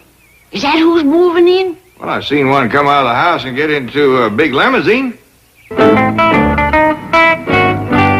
Take me around back, you jerk. I can't knock on the front door of a mansion like this and ask to use the phone. I am not employed to drive servants to servants' entrances. Oh, come on, Reg, and knock off the protocol. My feet are killing me, and I've only got one day to fix the house for Mrs. Carrington. You're the housekeeper. That's your problem. Okay, you cab stand reject. You've been asking for this. Climb out and get him up. Save your threats, Agnes. I do not scare easily. Listen, Reg. How'd you like to take me for a drive tonight? We can park on Mulholland and, Okay, get in. I don't scare easily, but that did it. Big limousine just pulled around the house. Must be that new neighbor woman. Yeah, that's her, all right. She's headed for the back door. Good. Ellie, you go get Duke. We'll give her a big Beverly Hills welcome. Beverly Hills, welcome. I'll slam the door in her face and Ellie will sick the dog on her.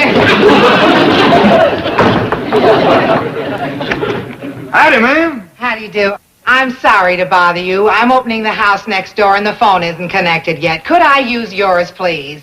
Why, you betcha. Yonder it is. Help yourself. Thank you so much. Jed, did I hear her say please? Please and thank you.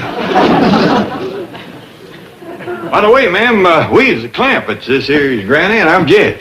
Well, I'm pleased to make your acquaintance. Just call me Aggie. I've got to phone the market. There isn't a bite of food in the house. Oh, we'd be pleased to share victuals with you. Share what? Victuals, food. We'd be glad to fetch something over to you. I know that it's a chore to cook on moving day. Oh, well, that's awfully nice of you, but I love to cook, as you can see. Believe me, after cleaning a big house all day, cooking is fun. You clean the house? Morning till night.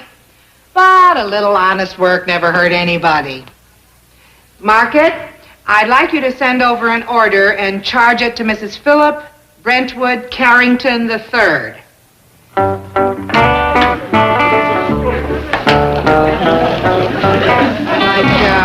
2 loaves of white bread. Ready? I think you gotta admit that Mrs. Philip Brentwood Carrington III ain't your average run-of-the-mill, everyday rich Beverly Hills society woman.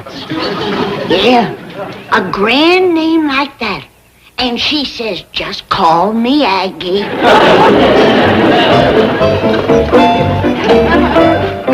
Morning, Jethro. Greetings, dear boy. Howdy. Oh, why so glum? I was hoping the new neighbor'd have a pretty maid, but I didn't see one. Jethro, did I hear you say something about a new neighbor? Yes, sir, Mr. Drysdale. She's just settling in. The moving man told me her name was Mrs. Philip Brentwood Carrington III. Carrington. Carrington. See, that name rings a bell. Jethro, if you are lonesome for feminine companionship, come to my place this evening. Do you have a pretty maid? I got it. Carrington. Mrs. Philip B., widow, financial rating AAA, between 23 and 24. So young. What young? That's how many millions she's got. Well, how old a woman is she? Who cares? With that kind of money, she's in the prime of her life. Oh, hi, folks. Hello, Mr. Clampett. Excuse me a minute. I want to wave goodbye to Miss Carrington. What? Bye, Aggie. Hurry back. That was Mrs. Philip B. Carrington III? Yep, but she asked us to call her Aggie. Awful nice woman. Come on in. Chief, you're trembling. Romance does that to me. Romance? Jed and Mrs. Carrington. They're perfectly mated. 50 million and 24 million. Oh, marriages like that are made in Fort Knox. Chief, that's heaven. It must be. When may I have something to eat? When the market delivers the groceries. But I'm famished. So go pick 'em up. I am not employed to do marketing. Look, Field Marshal, I can't cook 'em if I ain't got 'em, right? You're splashing my boots. How can Mrs. Carrington abide such a slovenly domestic? Oh, you ought to see the domestics next door. A cook and a caretaker straight out of Tobacco Road. He hasn't shaved in a week and she wears army shoes. You should apply for work there. You'd fit right in. Reg, why don't we stop this bickering? Why don't we just step outside and settle this man to man? Well, for one thing, we're a man short. Fake it. Don't get run over by a shopping cart, Tarzan.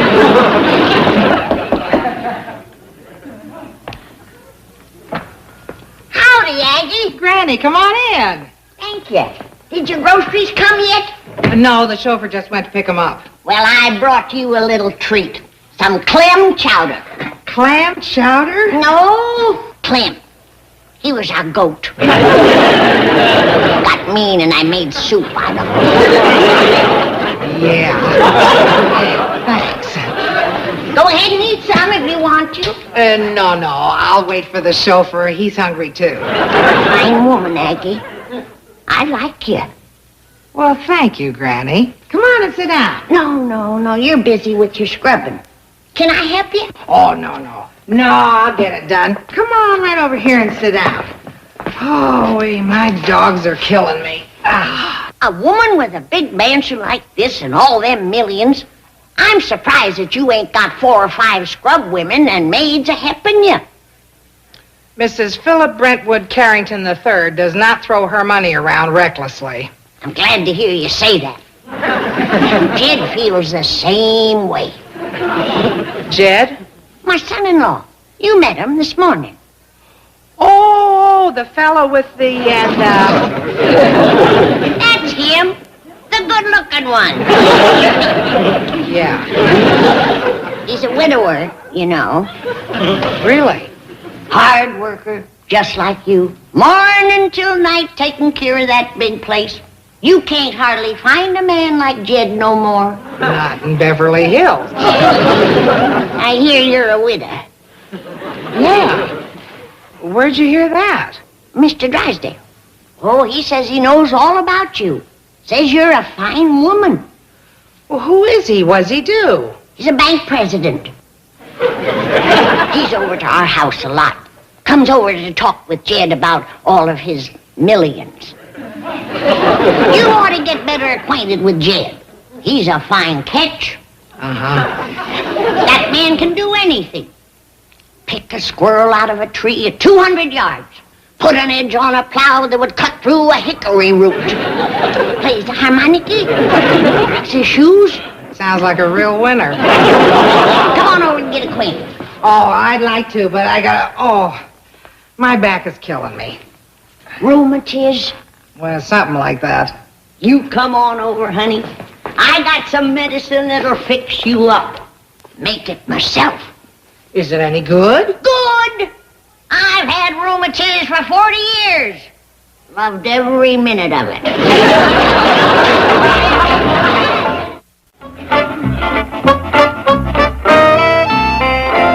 Well, Miss Hathaway, what's the news? How is that flaming romance coming along? What flaming romance? Jed Clampett and Mrs. Carrington. We've got to keep that affair at white heat. Chief, she came over to use the telephone. Right. And we mustn't let it cool down. By George, I got a great idea. Let's have the wedding here in the bank. Wedding? Yes, they can be married in the vault. Or better, or worse. Or richer, or richer. Get a hold of yourself.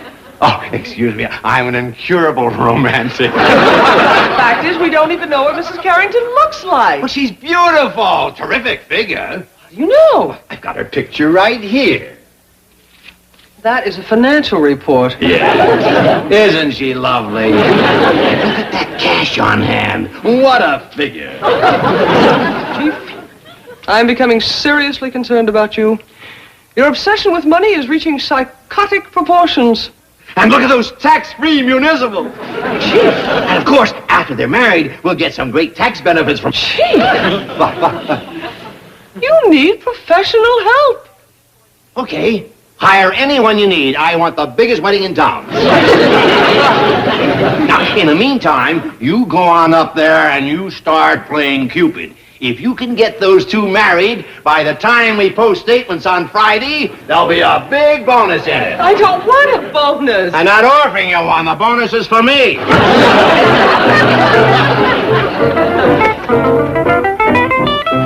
What are you doing here? You're supposed to be up there promoting the romance of the century. I would hardly call the mercenary matching of Mr. Clampett and Mrs. Carrington romance. No. Well, what's your idea of romance? Romeo and Juliet, Tristan and Isolde, Venus and Adonis, Heloise and Abelard. Baloney. I'll bet Clampett and Carrington have got more money than all of them put together. This is getting worse. Please, let me call a psychiatrist. What for? Two people can have all the money in the world and still not be happy. I think you'd better call a psychiatrist. You're cracking up. First, drive me to the Clampetts. We've got to keep fanning those flames of love. You don't know the meaning of the word. If people are in love, they can be deliriously, ecstatically happy without a penny to their name. I'll drive. You lie down in the back seat. No trace of that goat, Granny, but he'll probably turn up around supper time. You can bet on it. Sit down. I want to talk to you. What about? About that fine, big, strapping, hard-working, rich widow woman that moved in next door to us. Granny, you ain't gonna commence matchmaking again, are you? Of course not. She can have her pick of any man in Beverly Hills. Then let her do the picking. She'll get snapped up quick enough. A woman like Ms. Philip Brentwood Carrington III don't have to beat the bushes with no stick to get herself a husband. Who you pouring that for? Oh, that's for Miss Carrington. I think she's going to drop over. She will if she drinks that. And she'll lay there for a spell. Hi there. Well, Aggie, Jed was just talking about you dropping over. Howdy, man. Don't let me interrupt anything. Oh, no. Jed was just leaving to go upstairs and shave and change his clothes. Ain't you, Jed? Well, I reckon I am. Excuse me, ladies. I thought I'd give that rheumatism medicine a try. It's right here. Sit down. Well, what do you think about Jed? Handsome devil, ain't he? Well, he's all right if you like that rugged type. You will. You will. Bring the flowers and candy, will you? I've got the jewelry and perfume. Chief, may I point out that Mr. Clampett may resent your implication that he doesn't know how to court a woman? Well, he doesn't. Not a woman like Mrs. Philip Brentwood Carrington III. She's used to being showered with gifts and attention. Oh, we've got to get those two lovebirds to the altar before estimated tax returns are due. I suppose the ceremony will be performed by a CPA. Can they do that? Howdy, folks. Come on in. Thank you. There, I see you're wearing your Sunday best. Are you planning to call on Mrs. Carrington? Oh, as a matter of fact, she's sitting out in the kitchen jawing with Granny. Oh, good. What's all this? Flowers and candy? Who first? I think I'd better let Mr. Drysdale explain that. Well, actually, they're for you, Mr. Clampett. Me? Yes. Mr. Drysdale. You see, here in the city, things move at a faster pace than you used to back in the hills. Now, back there, if you liked someone, you'd probably invite them to take a walk on Sunday afternoon, shoot them a rabbit or something. But out here, you have to shower them with gifts and attention. Now, in addition to the flowers and candy, I've taken the liberty of picking this out for you. Beautiful, isn't it? Oh, and some perfume. Mr. Drysdale. Yes. Just shoot me a rabbit.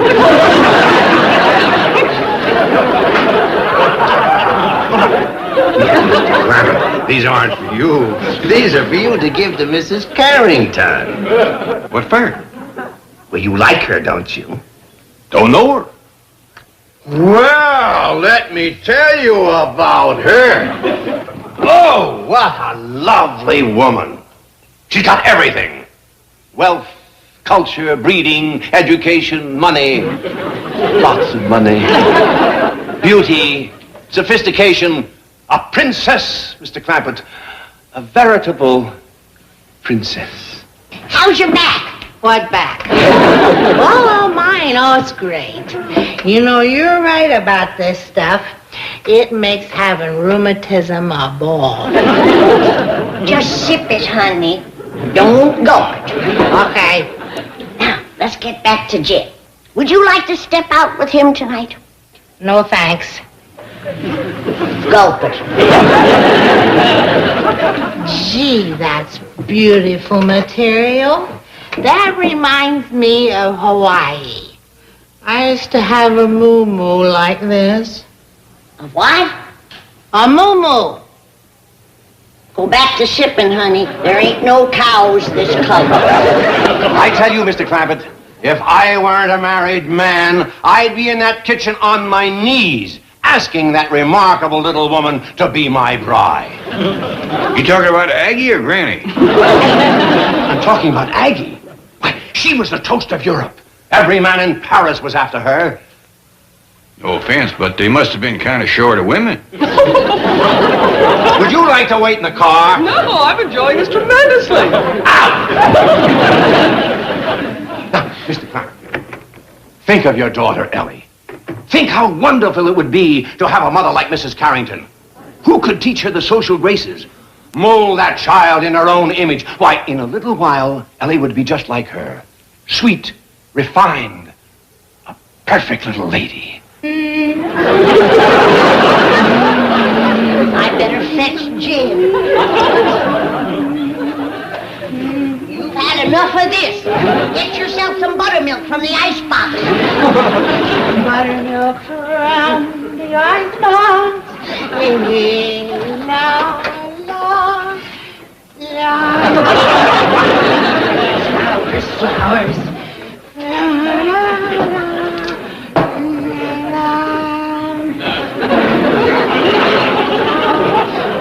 No. Wait. Just give her these. It could be the start of a beautiful account. Courtship. Friendship. Mr. Drysdale, I thought Granny was a matchmaker, but you take the rag off in the bush. Jed, where are you going? I'm going upstairs and lock myself in my room. It ain't safe to be single around here. But Aggie's waiting for you in the kitchen, and she ain't gonna keep too well.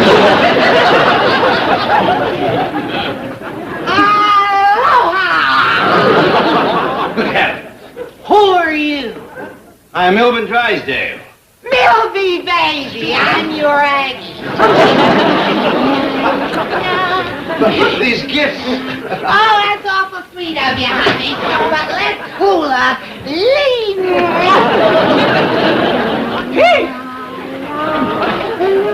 Agnes, you are to come home immediately. Mrs. Carrington just arrived. Who? Oh, moneybags to go peddle her papayas. I have just snagged me a rich banker. I'll never know what he sees in that woman. It's gonna be hard to break the news to Miss Drysdale.